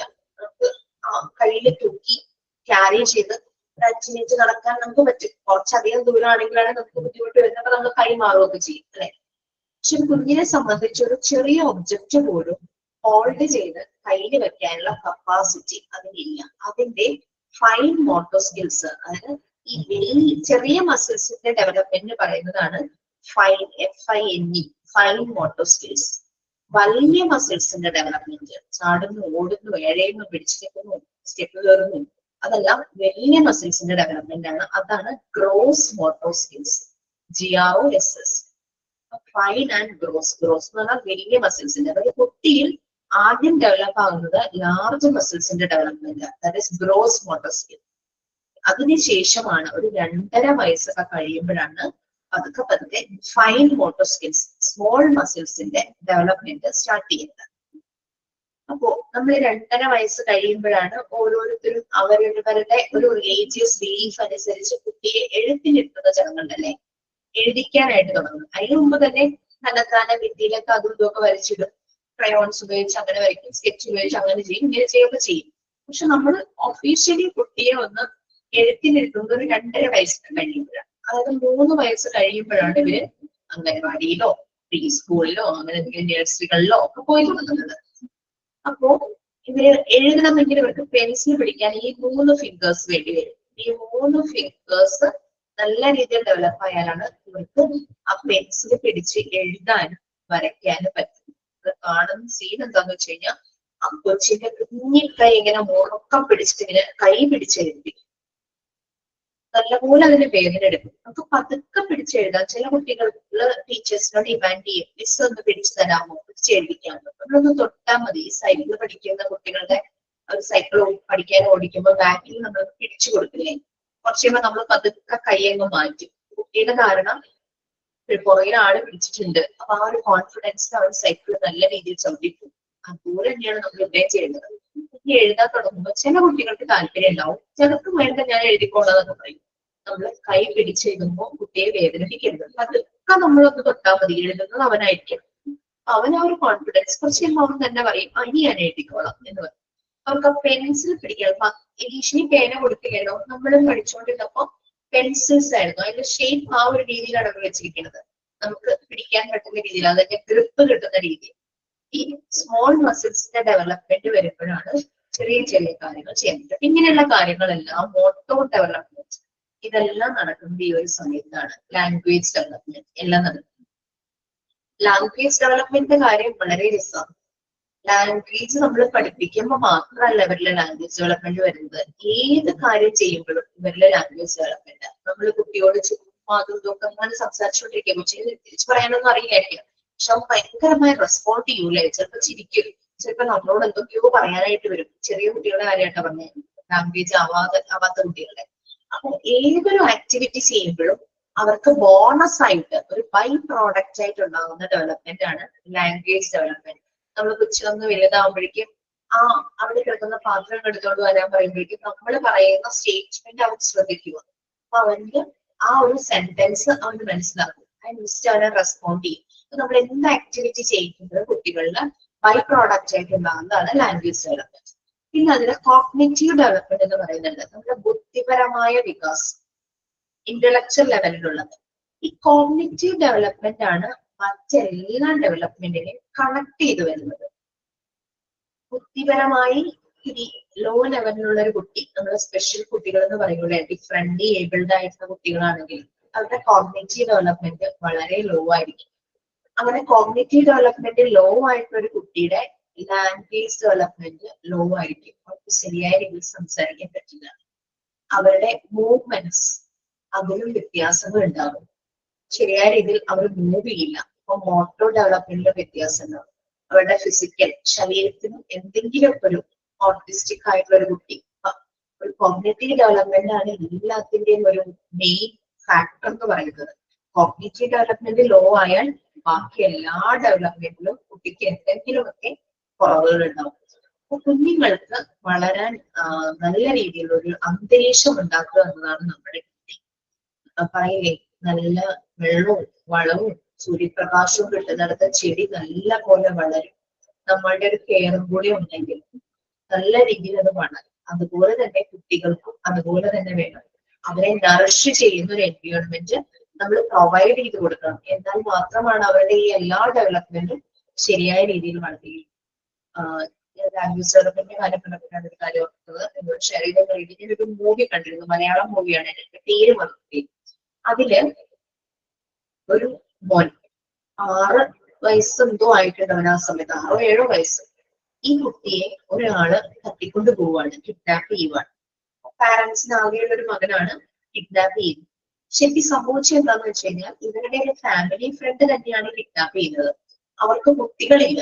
അപ്പൊ ഈ കുഞ്ഞിനെ കാണുമ്പോഴും കുഞ്ഞിന്റെ പാരന്റ്സ് ആ കുട്ടിയെ കെയർ ചെയ്യുന്നതും പാരന്റ്സിനോട് ഈ കുട്ടി കാണിക്കുന്ന ഇഷ്ടമൊക്കെ കാണുമ്പോൾ ഇവർക്ക് വല്ലാത്തൊരു ജലസ്, വല്ലാത്തൊരു ഫീല് വരികയാണ്. അപ്പൊ അവര് ഈ പറയുന്ന പോലെ പറയും, കുട്ടികളില്ലാത്ത കാരണം ആരും അറിയാതെ കുട്ടിയെ കിഡ്നാപ്പ് ചെയ്തോളൂ. കിഡ്നാപ്പ് ചെയ്തുകൊണ്ട് പോകുന്നത് മാത്രമല്ല, ഇവരെന്ത് ചെയ്യും, ഇവരാണ് കുട്ടിയെ കിഡ്നാപ്പ് ചെയ്തതെന്ന് അറിയിക്കാതിരിക്കാനായിട്ട് ഈ കുട്ടിയെ ഇവര് കൊണ്ടുപോയി ഒരു സെല്ലാറിലടയ്ക്കും. അതൊരു അണ്ടർഗ്രൗണ്ട് ഒരു ബേസ്മെന്റ് പോലെ വരുന്നൊരു സെല്ലാറാണ്. ഇവര് ദിവസം ഒരു തവണയോ 2 തവണയോ ആണ് ഈ കുട്ടിയെ വിസിറ്റ് ചെയ്യാൻ പോകുന്നത്. ഫുഡ് കൊടുക്കാനോ അങ്ങനെ എന്തെങ്കിലും. അത് പക്ഷെ ഫുൾ ഇങ്ങനെ ജാക്കറ്റ് ഒക്കെ ഇട്ട് പുതിയ ടൈപ്പ് ഡ്രസ്സൊക്കെ ഇട്ട് മാസ്ക് ഒക്കെ വെച്ചിട്ടാണ് ഇവര് പോകുന്നത്. അപ്പൊ കുട്ടിക്ക് ഇതാരാന്ന് മനസ്സിലാവില്ല. ആ കുട്ടിക്ക് ആ സമയത്ത് ഒരു 7 വയസ്സിലൊരു 4 or 5 വയസ്സാണ് കേട്ടോ. പക്ഷെ ലാംഗ്വേജ് ഒക്കെ ഡെവലപ്പായി വന്ന സമയം ഈ കുട്ടിയോട് ഇവരാകെ കമ്മ്യൂണിക്കേറ്റ് ചെയ്യുന്നത് ചില ജസ്റ്റേഴ്സ് യൂസ് ചെയ്തിട്ട്, ആംഗ്യങ്ങൾ, ആക്ഷൻസും ഒക്കെ യൂസ് ചെയ്തിട്ട് സംസാരിക്കില്ല. കാരണം സംസാരിച്ചു കഴിഞ്ഞ് കഴിഞ്ഞാൽ ആളെ മനസ്സിലായോ എന്ന് വിചാരിച്ചിട്ട് പിന്നെ എന്തൊക്കെയോ ശബ്ദങ്ങളൊക്കെ ഉപയോഗിച്ചിട്ടാണ് കമ്മ്യൂണിക്കേറ്റ് ചെയ്യുന്നത്. ഏകദേശം ഒരു 3-4 വർഷം കണ്ട് ഈ കുട്ടി ആ സെല്ലാറിൽ അകപ്പെട്ടിരുന്നു. അതിനുശേഷം ഈ കുട്ടിയെ അവിടെ നിന്ന് റെസ്ക്യൂ ചെയ്യുവാണ്. റെസ്ക്യൂ ചെയ്തപ്പോ ആ 4-5 വയസ്സിൽ അവനെ കിഡ്നാപ്പ് ചെയ്ത ആ ഒരു ഏജില് അവനുണ്ടായ ലാംഗ്വേജ് കംപ്ലീറ്റ് അവന് നഷ്ടമായി. അവന് പിന്നെ ഭാഷയില്ല. അവൻ ഈ മറ്റേ ആ വ്യക്തിയുമായിട്ട് കമ്മ്യൂണിക്കേറ്റ് ചെയ്ത ജസ്റ്റേഴ്സ് ചില ശബ്ദങ്ങളും മാത്രമേ അവരുള്ളൂ. അപ്പൊ അതായിരുന്നു ആ കഥയുടെ. അപ്പൊ ആ ഒരു ലാംഗ്വേജ് ഡെവലപ്പ് ചെയ്ത് വരുന്ന സമയത്ത് കുട്ടിക്ക് ഒരു തടസ്സം, ഒരു ഹിൻഡ്രൻസ് ഉണ്ടായപ്പോൾ ആ കുഞ്ഞിന്റെ ലാംഗ്വേജ് നഷ്ടമായിരുന്നു. അതാണ്. അപ്പൊ നമ്മുടെ കുഞ്ഞുങ്ങൾ കുഞ്ഞാണ് എന്ന് കരുതി അവരോടൊന്നും പറയാതിരിക്കുകയല്ല, നമ്മൾ ഇങ്ങനെ അവരോട് സംസാരിച്ചോണ്ടേയിരിക്കും. അവർ തിരിച്ചൊന്നും പറയാനായിട്ടില്ലെങ്കിൽ പോലും അത് ഭയങ്കരമായിട്ട് റെസ്പോണ്ട് ചെയ്യും. ഇതിനെ ശ്രദ്ധിക്കും. നമ്മുടെ മൂവ്മെന്റ്സും എല്ലാം. പല മഹത് വ്യക്തികളുണ്ടല്ലേ ലാംഗ്വേജ് ഡെവലപ്മെന്റ്, ചെവി കണ്ണ് കാണാത്തവരും ചെവി കേൾക്കാത്തതുമായി പക്ഷെ നല്ല രീതിയിൽ അവര് കമ്മ്യൂണിക്കേറ്റ് ചെയ്തത്. ആരാ അത്? അതായത് നമ്മൾക്ക് സെൻസസ് ഉണ്ട്. ആ സെൻസസിലെ 2 സെൻസാണ് അവർക്ക് നഷ്ടപ്പെട്ടത്, കേൾവിശക്തി, കാഴ്ചശക്തി. അതാരായിരുന്നു? പക്ഷെ അവര് ലോകം അറിയുന്ന ഒരു വ്യക്തിയായി മാറി. Helen Keller. ഹെലൻ കെല്ലർക്ക് 2 സെൻസസ് നഷ്ടമാവുകയാണ്. എങ്ങനെയാണ് ഹെലന് അത് നഷ്ടമായത്? ഹെലൻ ജനിച്ചപ്പോ നോർമൽ കുട്ടിയായിരുന്നു അല്ലെ? 6 വയസ്സായപ്പോൾ അവർക്ക് ബ്രെയിനിനെ ബാധിക്കുന്ന ഒരു ഫീവർ വന്നു. അന്നത്തെ കാലഘട്ടത്തില് മെഡിക്കൽ ടെക്നോളജി ഒന്നും അത്ര ഇമ്പ്രൂവ് ആയിട്ടുണ്ടാവില്ല. അതുകൊണ്ടായിരിക്കാം ശരിയായ രീതിയിൽ ഹെലൻ ട്രീറ്റ്മെന്റ് കിട്ടിയില്ല. ഹെലന്റെ കാഴ്ചശക്തിയും കേൾവിശക്തിയും നഷ്ടപ്പെടുകയാണ്. കുട്ടി ഹെലൻ വല്ലാതെ ഫ്രസ്ട്രേറ്റഡ് ആയി. കാരണം അതുവരെ കണ്ടുകൊണ്ടിരുന്നതൊന്നും കാണുന്നില്ല, ചുറ്റും ഇരുട്ട് മാത്രം, ഒരു ശബ്ദവും കേൾക്കുന്നില്ല. ഹെലൻ ഭയങ്കരമായിട്ട് ഡിസ്റ്റർബ്ഡ് ആയി. ഹെലന്റെ ഒരു കസിൻ ഉണ്ടായിരുന്നു, മാർത്ത. മാർത്ത മാത്രമായിരുന്നു ഹെലന്റെ ഒരു ആശ്വാസം. മാർത്തയുമായിട്ട് ഹെലൻ നല്ല രീതിയിൽ കമ്മ്യൂണിക്കേറ്റ് ചെയ്യായിരുന്നു, ടച്ച് ചെയ്ത്. അങ്ങനെ ഹെലന് വേണ്ടിയിട്ട് ഹെലന്റെ പാരന്റ്സ് കൊണ്ടുവന്ന ഒരു ടീച്ചറായിരുന്നു ആനി സെലർ എന്ന് പറയുന്നത്. ടീച്ചർമാരിൽ വെച്ച് നോക്കുമ്പോൾ വളരെയധികം അവരെ നമ്മൾ അപ്രീഷിയേറ്റ് ചെയ്തേണ്ടിയിരിക്കുന്നു. കാരണം ഈ 2 സെൻസസും നഷ്ടപ്പെട്ട ഹെലൻ, ഫ്രസ്ട്രേറ്റഡ് ആയിട്ടിരിക്കുന്ന ഹെലന്റെ അടുത്ത് അവര് ഏകദേശം ഒരു 40-45 വർഷത്തോളം, 50 വർഷത്തിനടുത്ത് ഹെലന്റെ കമ്പാനിയനായിട്ട് കൂടെ ഉണ്ടായിരുന്നു. ആനി സെലറിന് ഇന്നൊരു ടീച്ചർ ഇല്ലായിരുന്നെങ്കിൽ ഹെലൻ ഇന്ന് നമ്മൾ അറിയുന്ന, മരിച്ചതിന് ശേഷവും ഒരു സിഗ്നേച്ചർ ബാക്കിയാക്കി വെച്ചിട്ട് പോയി ഹെലൻ. ആ ഹെലൻ ആവില്ലായിരുന്നു അല്ലെ? ആ ഒരു ടീച്ചറാണ് ഹെലന്റെ ജീവിതത്തിലെ ഒരു ടേണിംഗ് പോയിന്റ് എന്ന് പറയുന്നത്. ആനി സെലൻ ഫസ്റ്റ് വന്ന് ഹെലനെ പഠിപ്പിക്കുന്നത് ഡോളെന്തോ കയ്യിലെടുത്ത് വെച്ച് കൊടുക്കും. ഹെലൻ അത് വലിച്ചെറിയും. അത് ദേഷ്യമാണ്. വെള്ളമൊന്നും കേൾക്കാനും കാണാനും പറ്റുന്നില്ല. ആനി സെലവൻ ഹെലന്റെ കയ്യിലൂടെ വെള്ളം ഇങ്ങനെ ഒഴിച്ചു കൊടുത്തു. ഹെലന് ഭയങ്കര ഇഷ്ടപ്പെട്ടത്, ഭയങ്കരമായിട്ട് ചിരിക്കാൻ തുടങ്ങി. ആനി സെലവൻ ഹെലന്റെ കയ്യില് വാട്ടർ എഴുതി കൊടുത്തു. അങ്ങനെയാണ് ഹെലന്റെ ആ ഒരു ലേണിംഗ് സ്റ്റാർട്ട് ചെയ്യുന്നത് ആനി സെലവനുമായിട്ട് ചേർന്ന്. പിന്നെ ഹെലൻ പിൽക്കാലത്ത് എത്രയോ പ്രസന്റേഷൻസ് നടത്തി. ഈ എന്താ പറയാ, വേജസിന്റെ കാര്യത്തിൽ വളരെയധികം തഴയപ്പെട്ട ലേബേഴ്സ് ഉണ്ട്, തൊഴിലാളികൾക്ക് വേണ്ടി ഹെലൻ വർക്ക് ചെയ്തു. ലോകത്തിന് പര്യാവതനങ്ങളിലെല്ലാം ശ്രദ്ധിച്ചു. നിങ്ങളുടെ നെക്സ്റ്റ് ടാസ്ക് ആണ്, നിങ്ങൾക്ക് ഡേറ്റ് നിങ്ങൾക്ക് തീരുമാനിക്കാം. ഹെലൻ കെല്ലറെ കുറിച്ച് ഒരു സെമിനാർ ക്ലാസ് കണ്ടക്ട് ചെയ്യാം. ക്ലാസ്സിൽ എന്റെ ക്ലാസ്സിലാണ് ചെയ്യാൻ താല്പര്യമെങ്കിൽ എന്റെ ക്ലാസ്സിൽ ചെയ്യാം, അല്ലെങ്കിൽ ടീച്ചേഴ്സിന്റെ ക്ലാസ്സിൽ ചെയ്യാൻ താല്പര്യമെങ്കിൽ അങ്ങനെയായാലും കുഴപ്പമില്ല. ഇനി ഒരാൾക്ക് ഒറ്റയ്ക്ക് എടുക്കാം, അതല്ല ടീമായിട്ട് എടുക്കണമെങ്കിൽ ഹെലന്റെ ടോപ്പിക്സ്, ഫാമിലി ലൈഫ്, ആനി സെലവൻ വരുന്ന കഥ, പിന്നെ ഹെലൻ ചെയ്ത ഓരോ കാര്യങ്ങൾ അങ്ങനെ പറഞ്ഞിട്ട് ഡിവൈഡ് ചെയ്ത നിങ്ങൾക്ക് അങ്ങനെ സെമിനാർ കണ്ടക്ട് ചെയ്യാം. Up to you. പിന്നെ എല്ലാവരും അത് പ്രിപ്പയർ ആയിരിക്കണം. കാരണം ചിലപ്പോൾ ക്ലാസ്സിൽ എടുക്കുന്നത് കൂടി വന്നാൽ 6 പേരായിരിക്കും. ബാക്കിയുള്ളവർക്ക് ആഡ് ചെയ്യാൻ പറ്റണം. നമ്മൾ ഈ സെമിനാർ കേട്ടിട്ട് ഇപ്പൊ മാക്സിമം പോയിന്റ്സ് നമ്മുടെ മുന്നിലെ വളരെ നല്ലൊരു എക്സാമ്പിൾ ആണ് ഹെലൻ കെല്ലറും ആനി സെലവനും. കാരണം കൊച്ചുകുട്ടികളുടെ സെൻസോറിയൽ എഡ്യൂക്കേഷൻ, ആ മെത്തേഡാണ് മോണ്ടിസോറി മെത്തേഡ് എന്ന് പറയുന്നത്. സെൻസോറിയൽ എഡ്യൂക്കേഷൻ എന്ന് പറഞ്ഞാൽ എന്താ? നമ്മുടെ സെൻസസ് യൂസ് ചെയ്ത് നമ്മൾ പഠിക്കുന്നു. നമുക്ക് എത്ര സെൻസസ് ഉണ്ട്?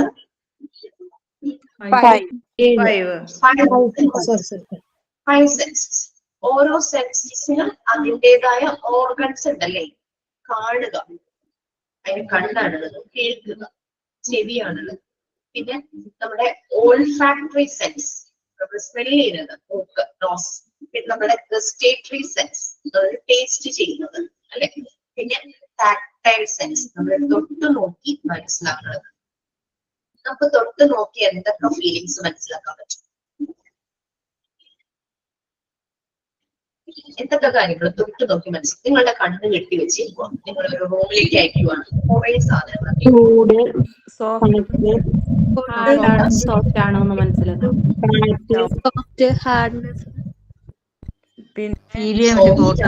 ടഫാണോ ഹാർഡാണോ മനസ്സിലാകും. ടെമ്പറേച്ചർ മനസ്സിലാകും. ടെമ്പറേച്ചർ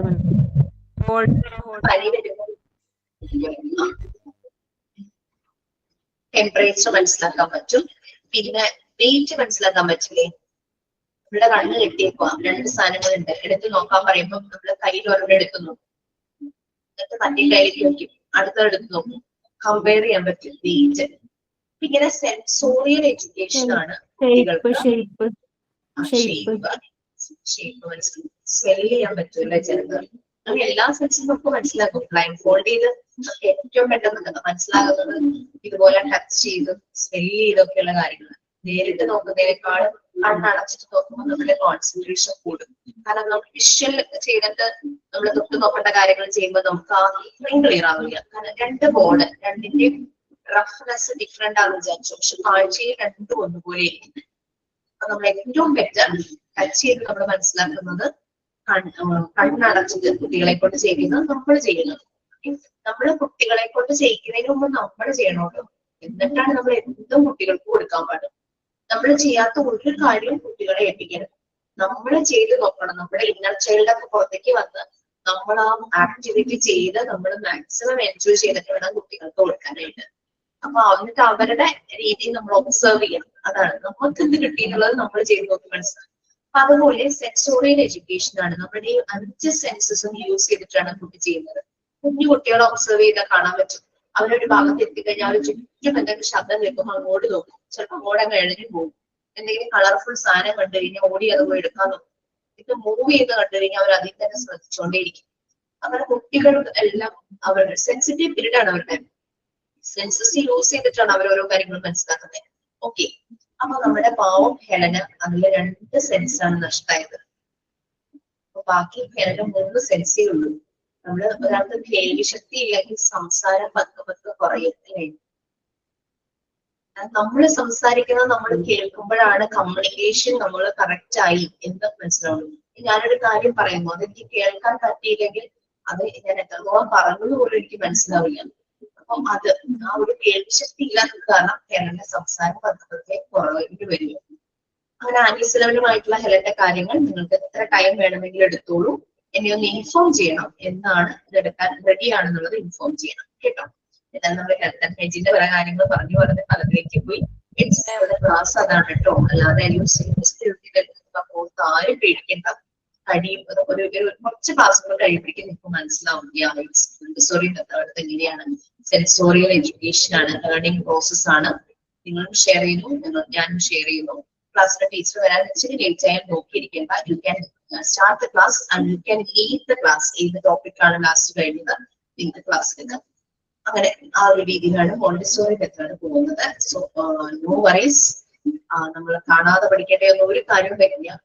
അറിഞ്ഞ കാര്യങ്ങൾ നമ്മളുടെ ഉള്ളിലെ നോളജ് ആയിട്ട് തന്നെ നിറഞ്ഞിരിക്കും. നമ്മളത് നമ്മളുടെ ലൈഫിൽ അപ്ലൈ ചെയ്യും, നമ്മുടെ ചുറ്റുമുള്ള ആളുകളുടെ ലൈഫിൽ അപ്ലൈ ചെയ്യും. ഹെൽത്തിനെ കുറിച്ചും ഹൈജീനെ കുറിച്ചും നമുക്ക് ഓൾറെഡി അറിയാം. അത് ശ്രദ്ധിച്ചില്ലെങ്കിൽ അങ്ങനെ ഇങ്ങനെ വരും. പക്ഷെ അത് എത്രത്തോളം ഒരു കുഞ്ഞിന്റെ ഡെവലപ്മെന്റിന് എഫക്ട് ചെയ്യുന്നു എന്നുള്ളത് നമുക്ക് മനസ്സിലാകാറുണ്ട്. ഓക്കെ ഫൈൻ, വൈൻഡപ്പ് ചെയ്യാം. ടെക്നിക്കൽ ശേഷി ഞാനൊന്ന് ചോദിച്ചു നോക്കട്ടെ. കാരണം സിസ്റ്റംസ് കുറെ പാരലലി വർക്ക് ചെയ്യുന്നുണ്ട്, ക്ലാസ് റൂംസ് ഉണ്ട്, പല ക്ലാസ്സസ് നടക്കും. Okay fine, so sine out ആരാണ്? എന്തെങ്കിലും ചോദിക്കാനുണ്ടോ? ഡൗട്ട്സ് എന്തെങ്കിലും ഉണ്ടോ? Yes, please.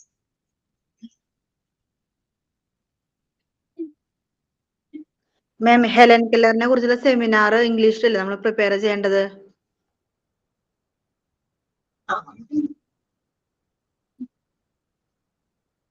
ഹെലന്റെ ജീവിതം, ഹെലൻ ഇന്ന് ലോകം അറിയുന്ന ഹെലൻ ആയതുവരെ നമ്മൾ എടുക്കണം കേട്ടോ. അപ്പൊ അതിനിടയ്ക്ക് ഹെലൻ അനുഭവിച്ച സ്ട്രഗിൾ, ആനി സെലവൻ വന്നപ്പോഴേക്കും ഹെലന്റെ ലൈഫിലുണ്ടായ മാറ്റം. ആനി സെലവൻ ആരാണെങ്കിൽ ആനി സെലവൻ ബ്ലൈൻഡ് ആയിരുന്നു, അവർക്കറിയാമോ? ആനി സെലവന് നോർമലി കാഴ്ചയൊക്കെ ഉണ്ടായിരുന്നു. എന്തോ ഒരു ആക്സിഡന്റ് സംഭവിച്ചു ആനി സെലവന്റെ കാഴ്ചയ്ക്ക് പ്രശ്നം വന്നു. അങ്ങനെ 2 or 3 സർജറി ചെയ്ത് ഒരു പാർഷ്യലായിട്ട് കാണാൻ പറ്റുന്ന രീതിയിൽ ആനി സെലവനെ മാറ്റിയെടുത്തു. അങ്ങനെ ഒരു ആക്സിഡന്റ് ആനി സെലവന്റെ ലൈഫിൽ നടന്നിട്ടുണ്ട്. ആ സമയത്താണ് അവര് പാർക്കിൻസൺസ് എന്നുള്ള ബ്ലൈൻഡ് സ്കൂളിൽ ജോയിൻ ആകുന്നതും. ആ സമയത്താണ് ഹെലന്റെ അച്ഛനും അമ്മയും അവിടെ വന്ന് ഹെലന് വേണ്ടി ഒരു ടീച്ചറെ അന്വേഷിച്ചു വരുമ്പോൾ ആനി സെലവനെ കണ്ടവർ ഇഷ്ടപ്പെടുന്നു. അത് നോക്കിക്കഴിഞ്ഞാൽ നമുക്ക് കുറെ ഉണ്ട് വായിക്കാനൊക്കെ. ആ സ്റ്റോറിയോ അങ്ങനെ എന്തോ പറഞ്ഞ ഹെലന്റെ ഒരു ബയോഗ്രഫി ഉണ്ടല്ലോ. എനിവേ ഈ സെമിനാർ മീൻസ് സ്പീച്ച് ആണോ ഉദ്ദേശിക്കുന്നത്? സ്പീച്ച് അല്ല, നമ്മളൊരു പ്രസന്റേഷൻ പോലെ. സെമിനാറിന് ഫോർമാറ്റ് ഉണ്ടല്ലോ, ലൈക്ക് നമ്മളൊരു ഇൻട്രൊഡക്ഷൻ പറയുന്നു. നിങ്ങൾക്ക് പവർ പോയിന്റ് പ്രസന്റേഷൻ ചെയ്യണമെങ്കിൽ അങ്ങനെയും ചെയ്യാം കേട്ടോ. പവർ പോയിന്റ് ഒക്കെ പ്രിപ്പയർ ചെയ്ത് അങ്ങനെ കുട്ടികൾ സെമിനാർ എടുക്കാറുണ്ട്. ടീം വർക്ക് ചിലപ്പോൾ നന്നായിരിക്കും.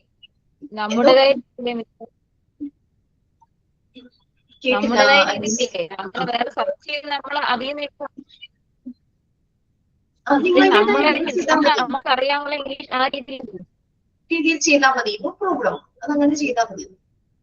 പക്ഷെ നമ്മളൊരു സെമിനാർ അന്ന് പലപ്പോഴും പല മീറ്റിങ്ങുകൾ അറ്റൻഡ് ചെയ്ത് സെമിനാറുകളൊക്കെ അറ്റൻഡ് ചെയ്യാറുണ്ട്. അവിടെ എന്താണെന്ന് വെച്ച് കഴിഞ്ഞാല് എന്താ പറയാ, ഈ ഇരിക്കുന്ന ആളുകളെ അവരെ നമ്മളിലേക്ക് വരുന്ന രീതിയിൽ നമ്മൾ ആ ഒരു ടോപ്പിക് ഒക്കെ പ്രസന്റ് ചെയ്യും. ആ ഒരു രീതിയൊക്കെ വരുവാണെങ്കിൽ നല്ലതായിരിക്കും.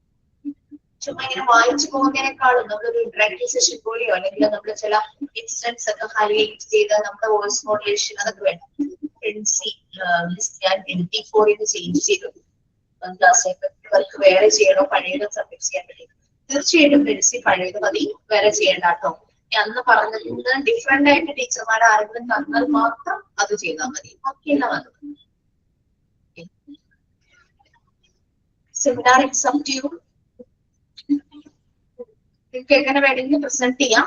പക്ഷെ ചെയ്യുമ്പോൾ അത് കേൾക്കുന്നവർക്ക് അതിന്റെ നല്ലൊരു ബെനിഫിറ്റ് കിട്ടണം. കാരണം അവരിലേക്ക് നമുക്ക് മാക്സിമം നോളജ് എത്തിക്കാനായിട്ട് പറ്റണം. അതേ ഉള്ളൂ. പിന്നെ ബാക്കി ഞങ്ങൾ എല്ലാവരും ആഡ് ചെയ്തോളാം. അറിയുന്ന കാര്യങ്ങൾ എന്തെങ്കിലും ആഡ് ചെയ്യാനുണ്ടെങ്കിൽ നിങ്ങൾ ആഡ് ചെയ്യാം. Okay, no problem. നിങ്ങൾ അത് അതൊക്കെ ഒന്ന് ഗ്രൂപ്പിലൊക്കെ ഒന്ന് ഡിസ്കസ് ചെയ്ത് ഒന്ന് സെറ്റ് ചെയ്യാം. പിന്നെ ഇൻ കേസ് സെമിനാർ എടുക്കുന്ന ദിവസം ആ ടോപ്പിക്കിന്റെ ഏതെങ്കിലും പോർഷൻ എടുക്കാൻ ഒരാള് ചിലപ്പോൾ എന്തെങ്കിലും കാരണം കൊണ്ട് ആക്സിഡന്റ് ആവുകയോ ചെയ്യുവാണെങ്കിൽ പകരക്കാരൻ അല്ലെങ്കിൽ പകരക്കാരി കയറാൻ ആരെങ്കിലും ഉണ്ടാവണം. നമ്മൾ കളിക്കളത്തിലൊക്കെ കണ്ടിട്ടില്ലേ, ഒരു പ്ലെയർ ഇല്ലെങ്കിൽ സബ്സ്റ്റിറ്റ്യൂട്ട് ഇറങ്ങുന്ന പോലെ. അതുകൊണ്ടായി അയാളില്ല, അതുകൊണ്ട് എനിക്ക് സെമിനാർ എടുക്കാൻ പറ്റില്ല. അങ്ങനെ ഒരു രീതിയിൽ നമ്മൾ പോവാതെ നമ്മൾ മാക്സിമം എല്ലാവരും കൂടെ അത് ചേർന്ന് മുന്നോട്ട് കൊണ്ടുപോകും. ഓക്കെ, സൈൻ ഔട്ട് ഉണ്ടോ? ഞാൻ പാട്ട് പാടാം സാർ. എന്തു പറഞ്ഞാലും നീ ദേവാവേ, നിന്നു പിണങ്ങാതെ ഒന്നുകൂടെ പൊരു പൂവേ, മാനത്തെ കൂട്ടിൽ മഞ്ഞുമൈനയുറങ്ങിയില്ലേ, താരാട്ടും പാട്ടിൽ മണിത്തത്തയുറങ്ങിയില്ലേ. Thank you ma'am. ക്ലാസ് കഴിഞ്ഞ് ഉറങ്ങിയാൽ മതി. പാട്ട് കഴിഞ്ഞ് കിടന്ന് ഉറങ്ങിയാൽ മതി. എന്തോ ക്ലാസ് കഴിഞ്ഞ് ഉറങ്ങിയാൽ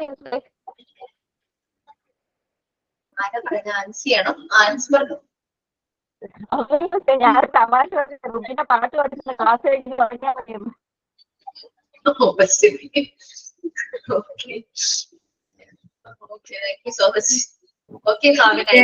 ഇന്നത്തെ ക്ലാസ് നല്ല ക്ലാസ് ആയിരുന്നു. സൗണ്ട് ഇഷ്യൂ കൊണ്ട് കുറച്ച് അഡ്ജസ്റ്റ് ഒക്കെ ചെയ്തോ. അതൊന്നും പ്രശ്നമില്ല. Thank you, ma'am. Thank you so much. Next ക്ലാസ്സിൽ കാണാം. Okay bye. Thank you, ma'am. Thank you, ma'am. Thank you, ma'am. Thank you, ma'am. Thank you. Thank you, ma'am. Thank you, ma'am. Ma'am.